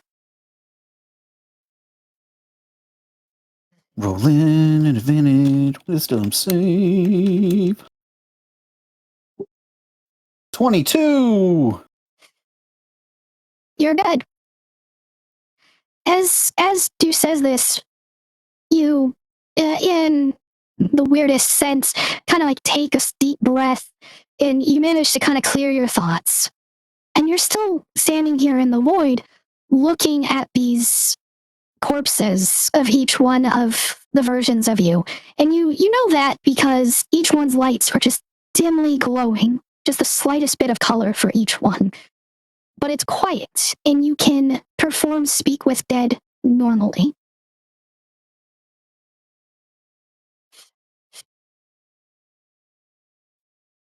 Go on. There's nothing to be scared of. Okay. He's going to cast Speak with Dead on Amy. So the Speak with Dead is affecting all of them. You have a singular pool of questions for all of them. Oh, As they are technically, you and them, all a singular dead. okay. How did we get separated?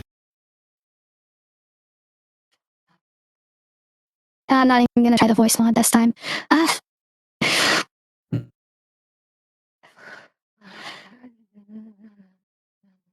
When we were pulled through time and space, our joy was torn from us. We were left in agony and pain. There was no place for me. So I fell into nothing, along with our madness.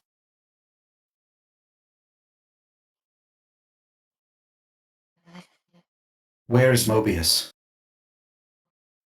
It's Mormon time. Everywhere, nowhere, inside, outside.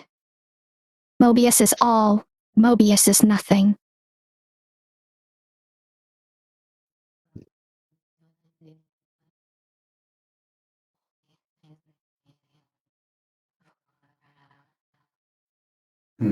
Wouldn't that be time? Technically, plot yes. point. Now get out of my fucking head. Really? Yes, you get a plot point for that, and yes, and Bias, you know it's your own thought, but you hear it in Twilight's voice, saying, wouldn't that be time? It's time, jackass! Yeah, that sounds about right. Yeah. I'll go make sure that none of the vents are open, because I don't know how the fuck that got on here. Deuce walks off.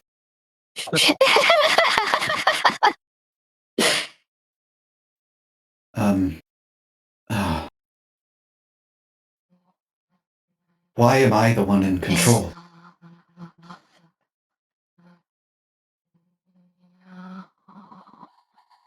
I do not know.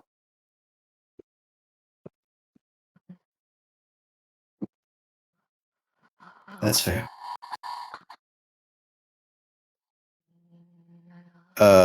I have 2 more questions left, right? Correct.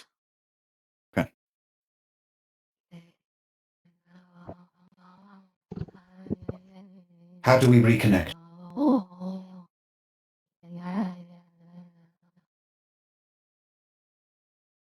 You already have. Fall out of something, become nothing.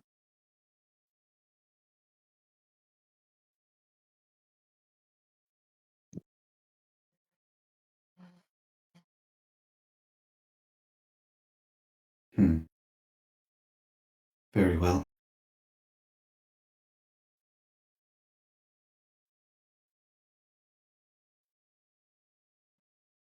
I believe that's all I need to know. I can't think of any other questions.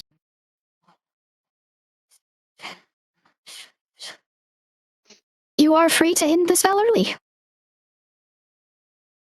Yeah, I'll end it early. Okay, as you do.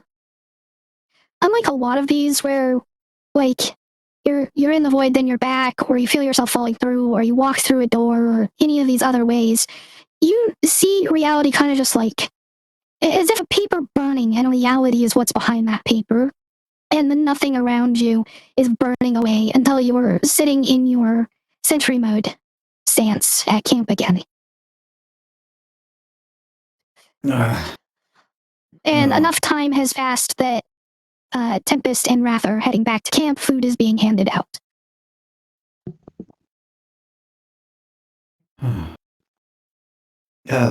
Welcome back.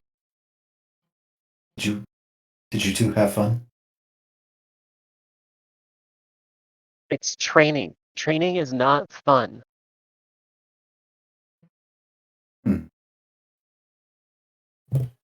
It can be joyous at times. Well, I mean, you know, fun in a way of like, hey, Tail wagging. I'm learning something. Oh, your tail's wagging. Don't give me shit. I can't control it. Yes, but that means that you can't hide your emotions, Tempest. I know you had fun. I will cut this thing off. No, don't do I that. will cut it off. No. It's cute. Don't do that. And don't let that go to your head either. Like what go to my head? Nothing. Tempest is Is everything weird to be full of it. Is everything okay, Pious? I saw you go into sentry mode. You don't typically do that around us. I was just trying something. It almost put me in a loop of agony, but, you know, I'm back. What did you do? I cast Speak with Dead on myself. I didn't think you were dead. I know you had necromantic properties as who you are, but are you someone dead put in a metal body? That's 10% of what I was trying to find out. It was a minor thought. You never know, with how weird my life has been.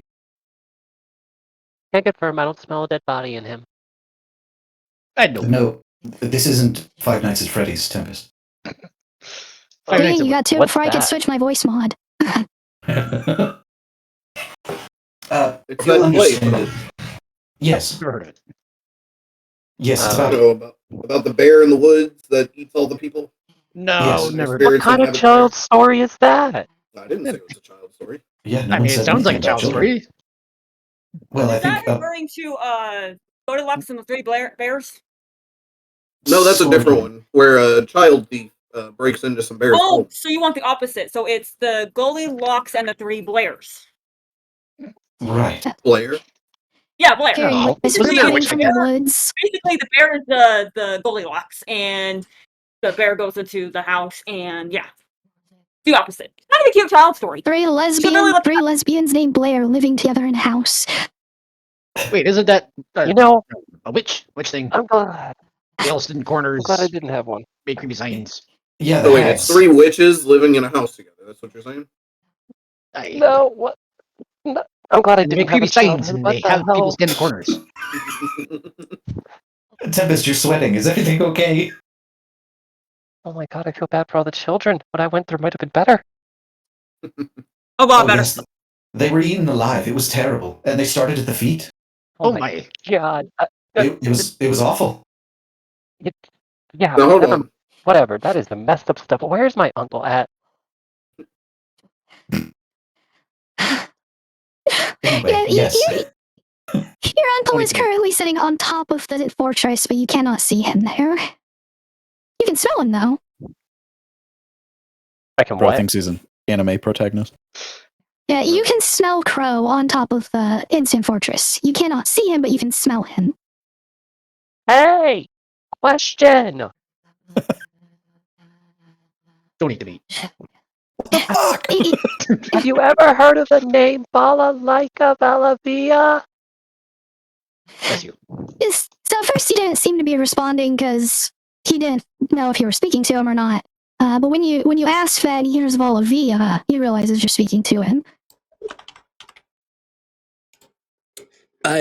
No, I've heard of Valavia, but not Balalaika.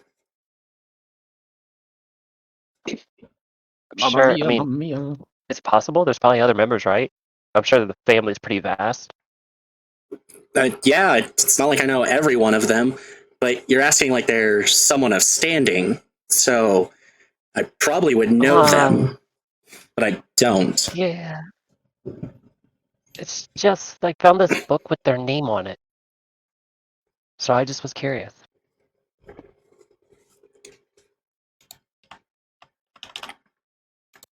He comes down from up there. He just kind of like jumps down.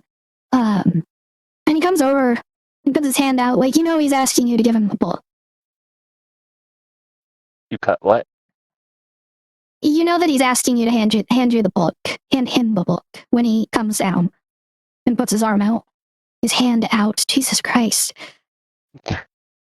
I pull out the book. He kind of flips through it quickly before looking at you again. Tempest?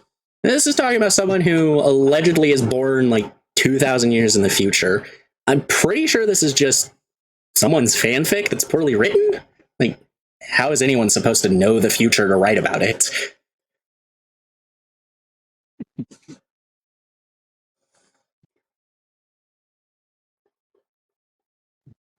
You cut right there a little bit.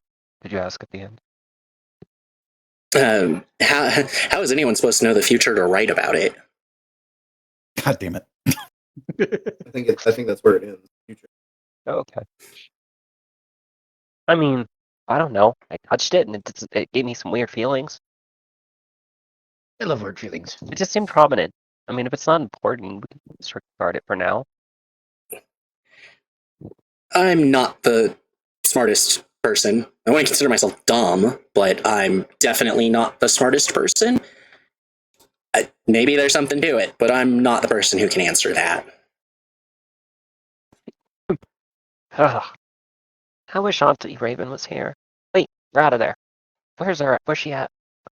She'd probably know more answers than you would. No offense. You see him furrow his brow. You know he's trying to reach out with that telepathy that the two have with each other. And as he does so, Raven just kind of swoops down and goes to strike him with her weapon, and he ends up blocking it with his own. Yeah. A little close, don't you think? This is what I was always talking about. We're always trying to kill each other. A little authentic. Yeah, the two don't seem to be Captain, saying we're gonna anything. talk about that. Yeah, the two don't seem to be saying anything. Then they start fighting.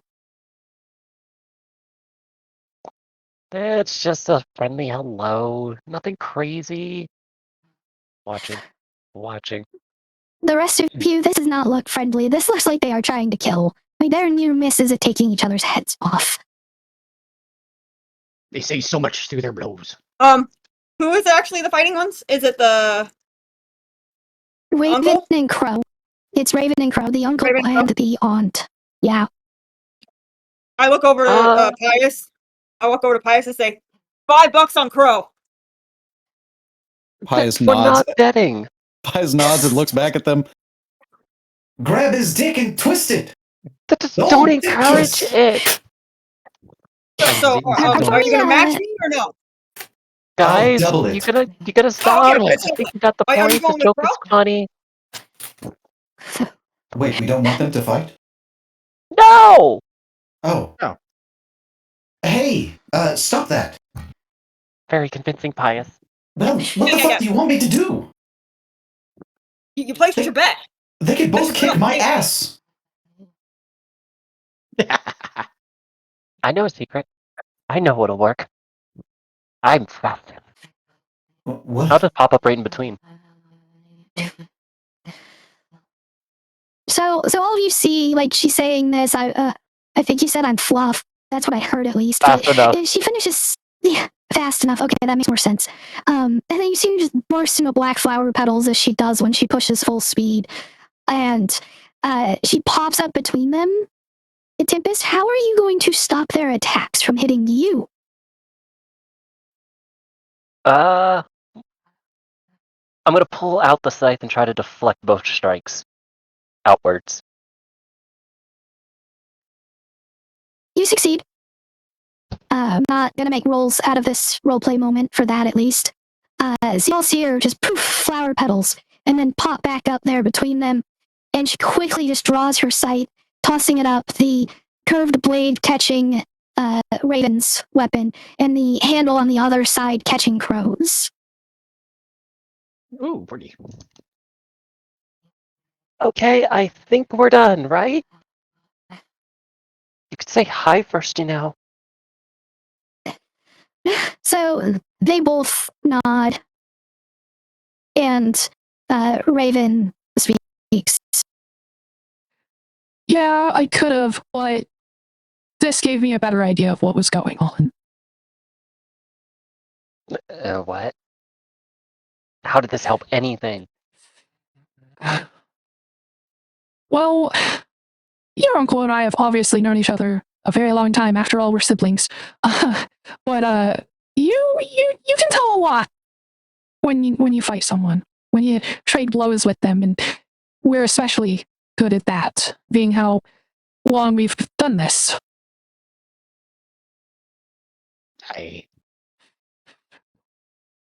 Tempest, you're braver than you think, and you're stronger than you think. I mean, in this moment, you washed your eye before, you stopped using your scythe, but when it came time, you pulled it. You did exactly what you needed to do. Looks down. She is just stunned in the moment before she looks back up at her aunt.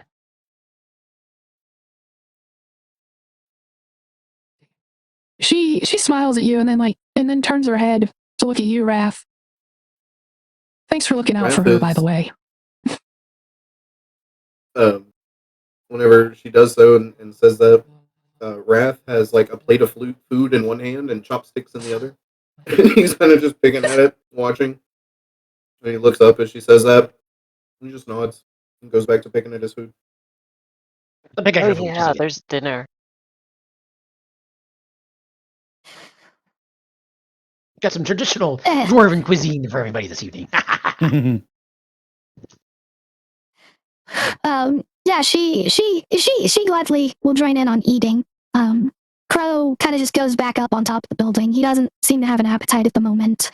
But after getting the food, instead of like settling in and talking to all of you, she noticed she goes over and starts talking to Mirabelle.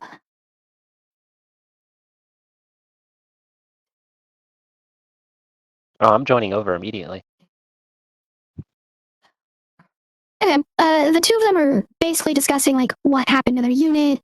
Hadn't heard back from them in around a month. Logistical things. This particular set of Kindhair's mercenaries, they're not directly under Raven, but Raven is one of the designated leaders they are allowed to use as chain of command. So she's basically getting updates, figuring out what happened. Mirabella's retelling how all of you came in and saved them, and that they recognize you as the rightful heir to the Kinehurst throne. That's a good time to fill her in on my decisions that I've made. As you do, there's a very serious look on her face. And at the end of your explanation, She finally speaks. That's a tough road. I never told you why I left Maldrak, why I went to Aldwin. You know there's infighting. I guess you can say I'm a coward. I ran. I went to the side I knew would win. That's why I followed them. You're braver than me. But you know what? After after everything that you've gone through here, and because this lot of weaklings are willing to risk themselves to follow you, to defeat all of the Kinehurst, to restore some kind of order, I've got your back too. My queen. She hugs her aunt. you get an embrace happy back, of moment. course. One other question. I asked Uncle Crow this, but he only knows so much, especially with Maluviette's, which, by the way, I'm looking for. I mean, I know all the Maluviette's in Eldwin at least. Is there a specific forget one you the name were of the looking one. for? Forget the name.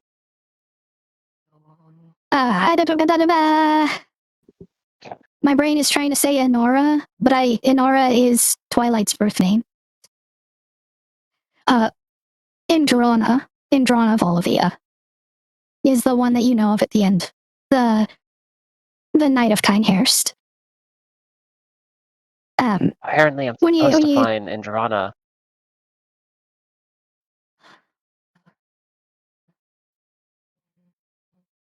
Well, the infighting isn't reserved for the Kinehurst themselves. They're not all the ones making moves. There's been talk that Indrana is planning to betray the Kinehurst. We've taken it as rumors, no evidence to support such a thing. We wouldn't even know where to begin looking. And she's also one of the knights. She is Lord Kinehurst, second most trusted amongst the knights at that. But if some magical force is leading you to find her as part of this mission, those rumors might be true. And if they are, this could only play out exactly as we hope it would. Maybe not exactly, but if you have allies in his inner circle, this might be easier than I thought, at least. Just you watch. Everything's going to change soon. It'll only take this dagger, this person, this mission, and it'll all change. With the friends you keep, I have every faith you'll succeed. Now, in this book, have you heard of a balalaika, Maluviette? No, there's not a single balalaika in Eldwin, at least. Weird. Oh, I'll just put this to the side for now. That's about wrapping up my list. she kind of goes back. She goes back to talking to the knight, or not the knight, the mercenary unit, discussing what they should do going forward, because it wouldn't be a good idea for them to travel with you the whole way, but they also can't head back to Eldwin without having to play the I'm a good little mercenary and I'm going to do what I'm told. So they're discussing options about how to handle that.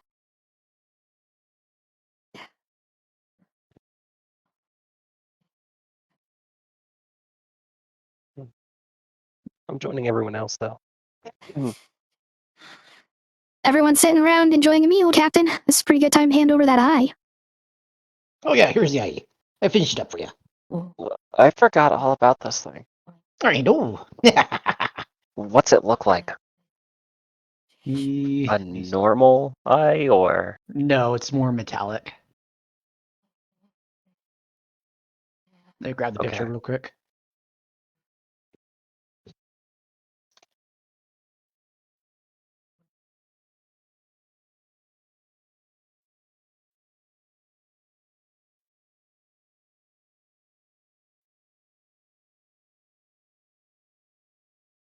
Oh where's no! this picture? Gotta send a picture. Wasn't While she's ready. finding that picture, though, Pious, what do you plan on doing with the other technically 8 hours you have until you have to do sentry mode? Did I say 8? 5.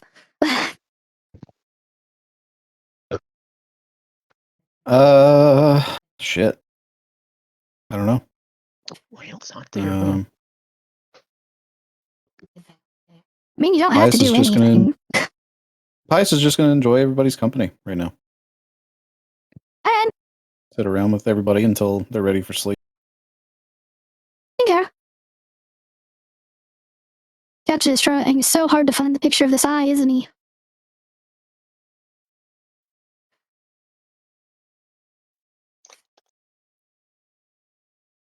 Okay, Ras, you were talking about doing meditation, guided one with Tempest. So, Tempest, do you plan on joining for this meditation? Since Captain has misplaced it and is currently trying to find it, yeah, I'm just gonna go with the Wrath for the meantime. Well, it's gonna make it a thing like as you put in the eye, and you because I'm assuming you'll be able to see out of it now. Yeah. Like normal? Well, we can do all the role play while this picture is being found. So as you put it in, as you're putting it in, Wrath is setting his food down and walking towards like the forest tree line. And kind of as you look up and you look around with your new eye, whenever you do see Wrath, he kind of just smiles and walks into the trees, and he's going to go try and find a spot in the forest where the sky above might be, like a small clearing. The eye patch finally gone. I've run into the clearing to follow. All right. Not exactly hard to follow in. Yeah. So you follow him, finds a small clearing where the sky above can still be seen, and he's just going to extend his magical influence as far from his body as he can without it being like painful to do so, and just allow that magic to diffuse the air around him. I'm gonna gesture for you to sit, sit back to back with him, if you don't mind. Okay. Do so. You feel his shoulders kind of relax against your back, and starts breathing a little bit heavily. And he says, "Focus on breathing. In, hold, out, hold, in, hold," and he repeats this for a few minutes. Eventually, that's all you can think about. Kind of allow yourself to fall into a trance where it's just your breathing. But there's always those interruptions, the real life poking in. And he lets the quiet night kind of fill the air. You hear crickets chirping, maybe, or the flapping of a bird through the trees, the wind whistling through the branches. Eventually, you understand that it's there no matter what. You can't control it. You have no dominion over it. Let it be, and let yourself be in it. Allow the world outside to be there while you are here. And you can feel like a tap as he taps his own chest, and it reverberates through his body into your back. And then he just goes on and enters a meditative trance, kind of just focusing on his own breathing and allowing her to find her own peace.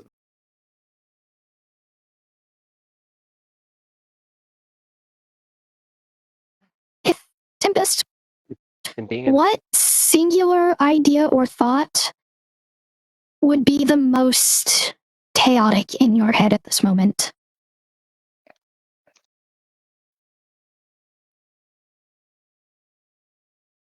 uh, I think we know the moment. Probably I'm fucked up about it.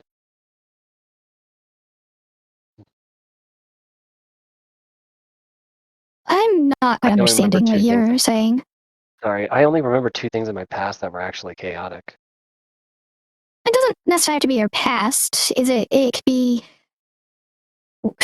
anxiety about what the future holds. Trying to figure out how are we going to defeat Gaz at the end. It could be what you experienced from the book Tales of Laika. It could be something that happened in your past. Just what would she be thinking about that would be causing the most negative in her mind? Just thinking about the possible outcome of all this, standing in the ruins of the aftermath. Okay. Go ahead and roll a wisdom save. DC 15. Neat. This is my first roll tonight. You've done a lot without rolling down. Oh, what was the roll again? Wisdom Wisdom? save. Yes. Okay, that's doable.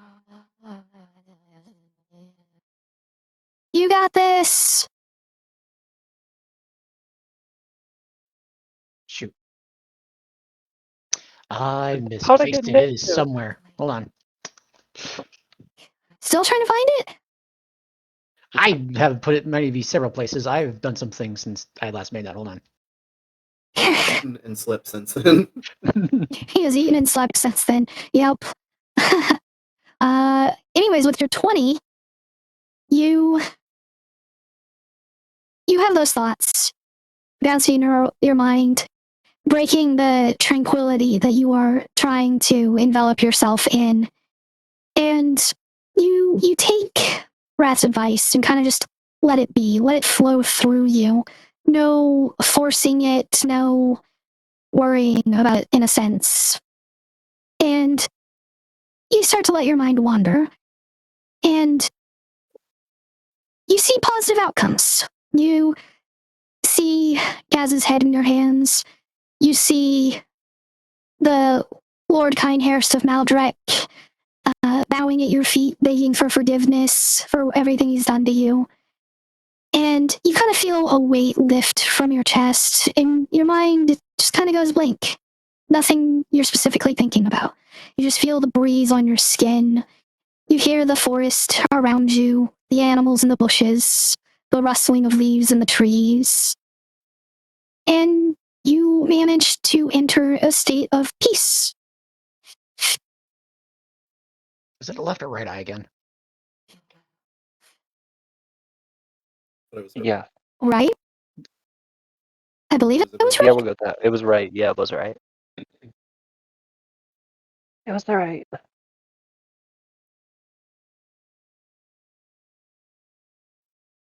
Nope, that's a planet. I'm going through the messages you've sent me, Justin, because maybe you sent it in there.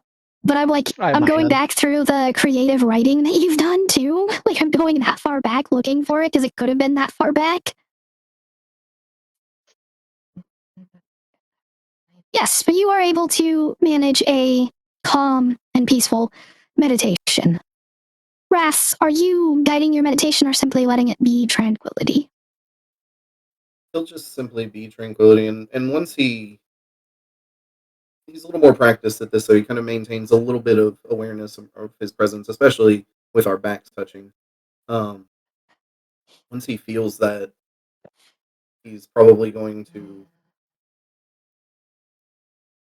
like step away to let her enjoy her own peace without his maybe interrupting her. And he's going to burn all of his spell slots as he just. So with a bonus action, whenever I cast a spell of first level or higher, I can fly for 10 feet.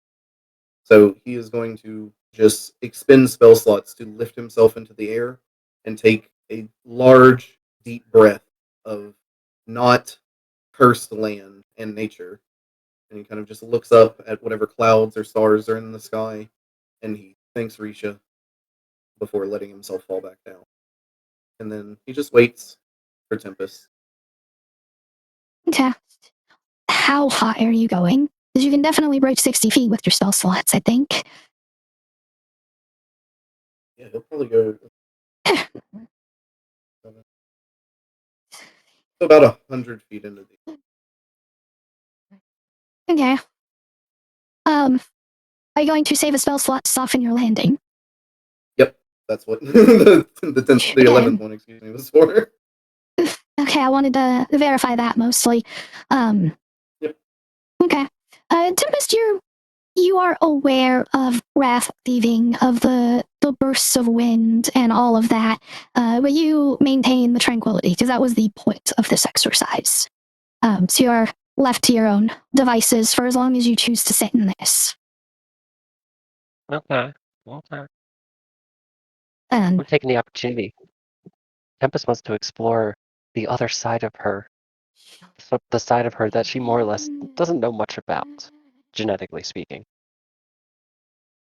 okay. Yeah, Wrath will wait however long it takes. After probably about 30 minutes or so, he does pull out the pipe of smoke monsters, starts puffing away, making little birds and like little drakes and wormlings and things like that flying.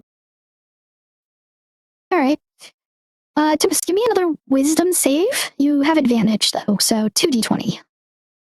Captain, what are you doing with your time after dinner? Cleaning up. Just cleaning up and going to bed? Well, he's also frantically looking for the eye and cleaning up, so. Well, you found the eye. cover. You found the eye. Yep. Yeah, you found the eye. You gave it to her. Out of game, we're having problems finding the eye. In game, it went off just fine. No problems. I left a cookie for you with a heart shape on a piece of paper.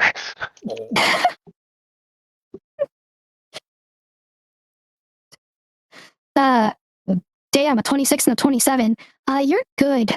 So you began trying to make this connection to that part of your lineage and your heritage, and you find yourself not so much in the void. You're still very much where you are, but you feel as if you're surrounded by your ancestors.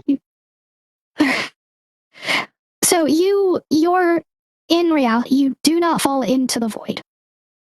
And you feel the presence of your ancestors around you, like hundreds of them, in front of you, behind you, to the side, in the air, almost like they form a dome as they watch you. And you can feel the heat, the fire and brimstone of your demonic lineage, the tiefling side of you. And it feels like they're calling out, like they're trying to guide you somewhere, to something. And even though you can't hear words and your eyes are still closed, so you can't see them, you can tell that they are calling for you to take the dagger and to not just eliminate the Kindhurst, but to take over the hells as well, to become not just a demon lord, but to become the ruler of hell itself. And Wrath, you can see at this point as she makes this connection with what's inside of her, her body ignites. She is wreathed in flame. And you can still see her through it. Her hood pulled back, and you start to see horns forming from her head. You move closer. Does it feel like they're giving? You feel no heat from these flames, but you do feel power. The power of pride, very specifically. He'll take his hand and kind of cup on the sides of her cheeks and place his forehead against hers. Would you? Tempest, you notice all of this, just so you know. Is this what you want for yourself? I just had to look.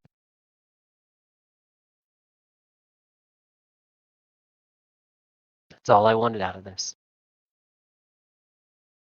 Just consider consequences. Go ahead. Pull himself away.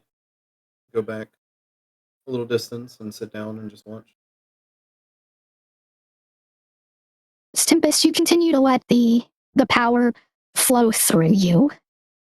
That same meditative allowance to just be. And eventually, feel the power break. The presence of your ancestors still there. And Wrath, what you see over the next several minutes, the horns form on her head. Tempest, you are free to describe how those horns look at this moment, though.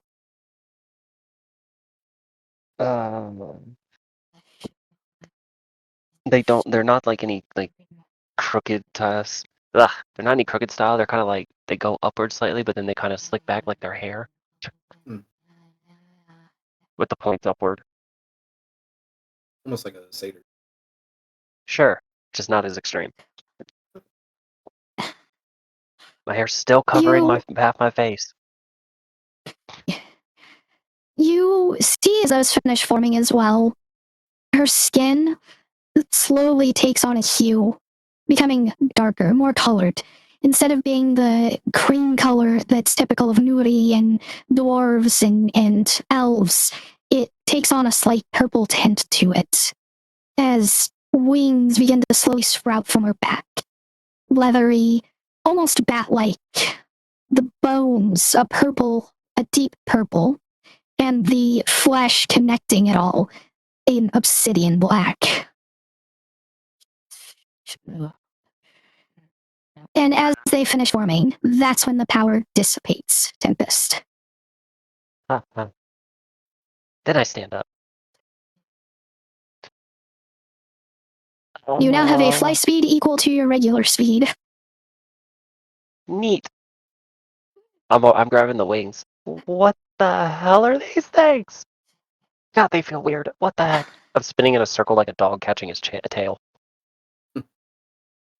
She now has the visage of both a demon and an elf. She still has smooth elven facial features, and the pointed ears have grown slightly. They seem almost more elven than they did before. And what was Is this the supposed to cost? happen? Did she say that she has wings? Yes. Look at that. I suppose it can. What was the cost of this? I only know half my lineage. I just wanted to go in and search the other half, And so I this could is it. fully know myself. It certainly wasn't what I was expecting, but I can say I have a better understanding of myself in its entirety. Oh, I deleted it. Why did I delete it? Well, I think it suits you. It's gonna take some getting used to. I'm jealous of the wings, honestly. Yeah, me too, because they're colorful and mine are not, so what the fuck? Can I get it back? I'm sorry. This is just awesome. I'm gonna be a flying wolf. Yeah, that should be interesting. Twilight ain't got So nothing you're- on this. You're certain that in hybrid form, because you are in hybrid form, you have these wings. You're not sure what would happen if you turned into your full wolf form, though. You're hopeful, though, Let's that the try wings it. remain. Right. We're gonna do this real quick. Transform. So, Rat, you see her as she's transforming, and her wings do adjust, and they kind of change their position to get to the correct point. And they do adjust in size slightly to match the proper size of a wolf, but the wings do remain after she finishes transforming. The wolf form also looks slightly demonic, almost like a hellhound now, instead of a standard wolf. Wrath looks up at the open sky again. Is this really what you wanted, Risha? I'm sure that'll come in handy. Oh, for sure. I'm gonna get so much action in now. What? Oh, I'm back in human form. You're gonna get so much what? Action. Can you explain what you mean by that? Combat action. You can't Why help are but you notice the Rab? top of her What are you dress is still talking torn. about? What is with you, Rab? I don't get UPIs in your logic. Look, it's just the term, okay? Took me by surprise. Sorry. That's the surprise of all things tonight. But never mind that. We need to get back. We need to show them this. I need to rub it in Twilight's face. Lord have mercy. Come on then. Let's go. Yes. Okay, I think I clap this one and this one. Something like this. Got him. Fucking crooked ass So flying as as I'm trying they to figure it out. come, Yeah, you get a general feel for it enough to at least like fly and move straight and such. You think technical maneuvers might be a little bit difficult still, but at least basic flight should be covered. And the rest of you see as the two of them come into camp. You see Wrath and then this demon version of Tempest. And Twilight, with you being right there and reading, you all get to see it as if they are mirrors to each other. One is human becoming angel, the other is human becoming demon. Okay, I'm gonna have to get back to that later. Okay, so okay, before I wasn't with them. Okay. My bad. You weren't with the two of them then. They were out in the woods, yeah. But all of you see as they come back. That's not fair. How come hers gets color? What the fuck? I thought you said earlier black isn't a color. Oh.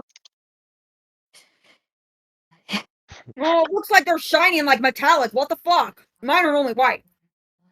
Mine are authentic.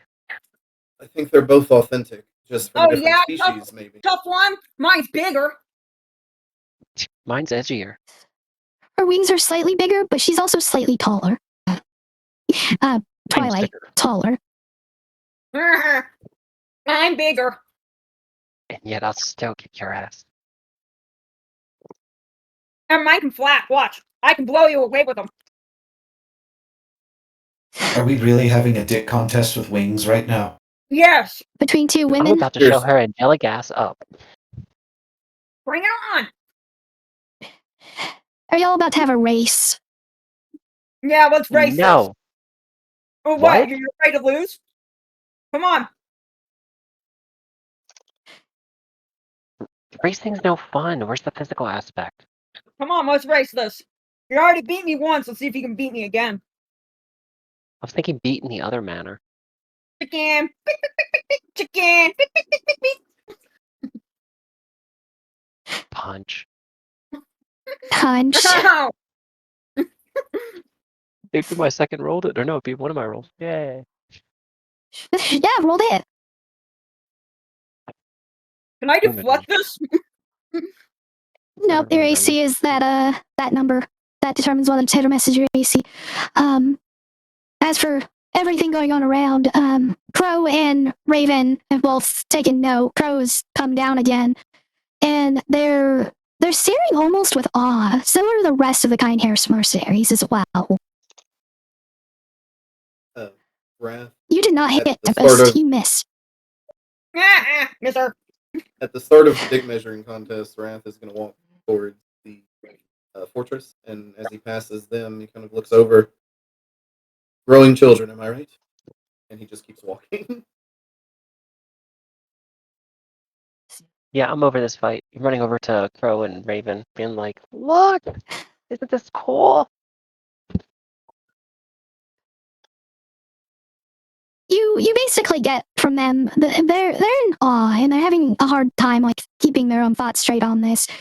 But for the most part, what you get out of them is a be careful not to let the power consume you. Whatever power it may be, it's only as good or evil as the person wielding it. And if you let the power consume you, you will fall to evil. Duly noted. Luckily, I ain't got an ounce of evil in my heart. Oh, And carry shit, on, you because just- it is getting late. And I'm also flipping off Twilight as I head off to sleep. Or getting ready, whatever time it is. Yeah, it's about that time. It wouldn't be too early to go to bed. Yep, it's been a long day. Floating finger, middle finger.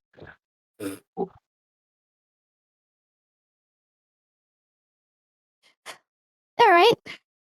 Everyone Can I do one more is thing before bed? yeah, absolutely. As Wrath walks into his area of the floating fortress, Patches, and he kind of holds up the finger with, or the hand with the ring. Was it ready to change voices? Yes, Wrath, what can I do for you? One excuse me, Patches. I'm sorry, I'm tongue-tied at the moment. A lot has happened. One scroll of Find Familiar, if you don't.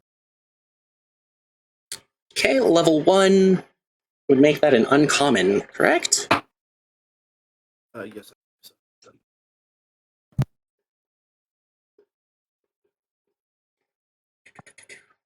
No, it is still a common. And as a consumable, that makes it only 25 gold.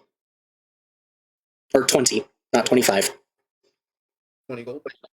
Yes, 20 gold. Say that easily, and he's going to take that and start studying the formula of it. All right. Let's see. First level spell. You still have like an hour and a half. I do not remember the normal times for learning spells. Yeah, you have an hour and a half for progress towards that, and we will figure that out. But yeah, you all are able to get yourselves a full night's rest tonight. Get those spell slots back, any hit points that are missing, so on and so forth. You all wake up nice, rejuvenated, and ready to go for the next day. Wrath, you feel the pull of divinity as well, as if a reminder that you were supposed to call upon Spiritonus when you completed your task in the dread domain of Wilfred. And is it like an urgent tug, or is it just a gentle don't forget? Just a gentle don't forget. Because it was when you were ready, when you feel you are done and ready. So it takes 2 hours to copy a spell, but to copy per spell level, I should say. But he's doing something a little bit different. What he's trying to write up is a contract for Calm. So that contract for what? Calm, his pseudo dragon. Oh, okay. So that Calm could be his familiar. Okay, since you're technically like creating a contract more than actually modifying the spell too much, we'll put it at 3 hours of work. It is only about like 6 a.m. when you all start waking up, so you have plenty of time before starting the day if you want to finish doing so. He'll finish doing so and present it to Calm the next morning. If you don't mind, I would like to strengthen our bond. I know I can't bring you everywhere that I go, but this would make it very easy for you to come and go, much easier without danger. And you'd be able to return to your family if you wanted to in the meantime. So he knows what you're saying, and as you finish speaking, without hesitation, he drags a claw on one of his front legs across the claw on the other, and then pushes his hand down in the signature space. And you see the magic take hold. Okay. And yeah, Wrath will kind of dig his claws into his own hand and drag him down a little bit and plant his hand. And once the magic takes hold, then he'll snap his fingers and poof, there is Calm again. And he kind of bends down to him. I need to go handle something. Make sure the others don't follow me. Yeah. He'll walk off with only his sword in hand. So he nods, and you also notice he seems to be slightly bigger, more like muscle definition, such as if the pact you made with him truly empowered him and deepened that bond between the two of you.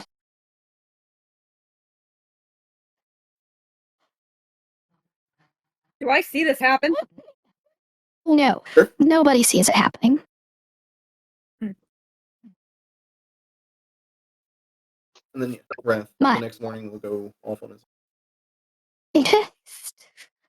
As all of you finish getting your stuff together, ready to head out, the Kind Hair's mercenaries, which is a big part of the distraction here, Wrath kind of finished that up off to the side. Well, the Kind Hairs were speaking with the rest of you and telling you that their plan is to kind of go ahead on the high road, that They were going to take, shorter rests and the such. And their goal is to find other mercenary units that are out on the Highroad, because quite a few were sent out for various jobs and tasks.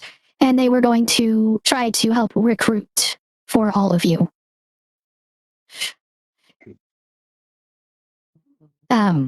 Unfortunately, Crow and Raven both seem to have left before anyone woke up. I do that whole handshake and nod thing with the leader of the mercenaries before they dip out. All right. They head out, and you all, kind of powwow, make sure everyone's ready, the checks, and you notice Wrath is not with you at the moment. That he seems to have wandered off from everybody. Nip the air. Sift the air. Give me that perception check with advantage then. Does anyone else have any reaction to the fact that Wrath has chosen to separate himself from the group at the start of the day? I'm sure he'll be back. He's never left us before. Not for a good reason. Yes, that's true. I trust him. Hey, Twilight wants a little bit more sleep. Can she have like a couple more, like a half hour more sleep? She wants to sleep in a little bit. Then you just got a late start. An hour and a half has passed. You had time to do a little sleep in and then rush your stuff together. Oh. But you're still awake at this And he's moment. As for the 29, Tempest, you smell exactly which way Wrath went. You also smell blood. Not just his, but someone else's as well. And You I don't know why. recognize it. No, you do not notice the smell of the other blood. I'm gonna head that way cautiously, not like full steam ready for shit. The rest of you would notice she is starting to walk off with her guard up.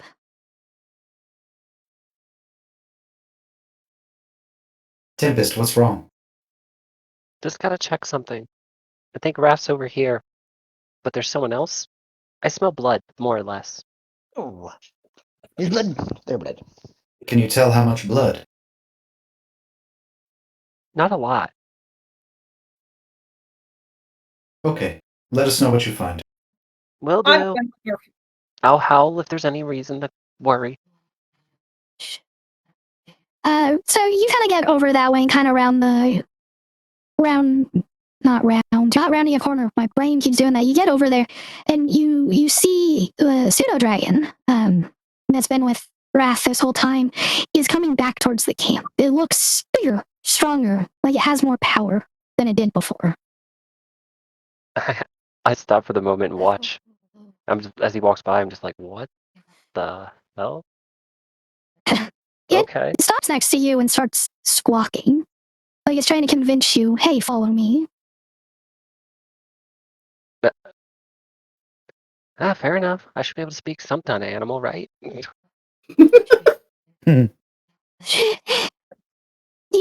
It's capable of like a form of telepathic communication, but not really speaking.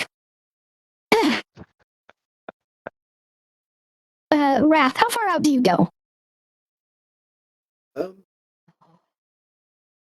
I just kind of let the wind take me wherever I feel like that presence is kind of drawing from. If it ever stops, then I stop. You find yourself drawn to the clearing where you and Tempest had meditated last night. He bows before entering it, and then unsheaths his blade and sets the sheath outside of the clearing and steps in. Okay. Just because it doesn't need a lot of discussion here. You remember he specifically said to call out his name.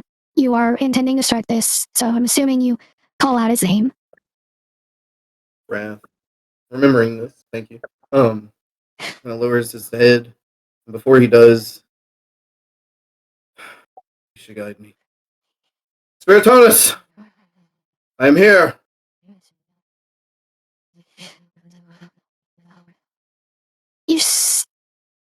You see, that would be inaccurate. You don't see, technically, as a wave of darkness, just the light seems to disappear through this clearing, and as it moves through and out the other side. You find Spiritonus standing on the opposite side of the clearing, his blade drawn.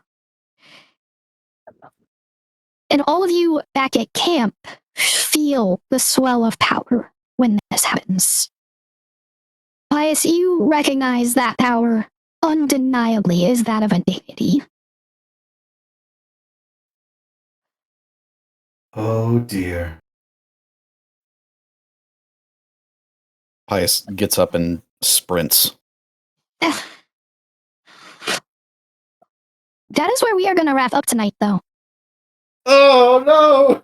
No, we got 15 minutes. You absolute fucker. She doesn't want to get us to his fate. So everyone, thank you for joining us. I love you all. You are absolutely amazing. We will be back as normal. Bye-bye. We love you. Oh. 3.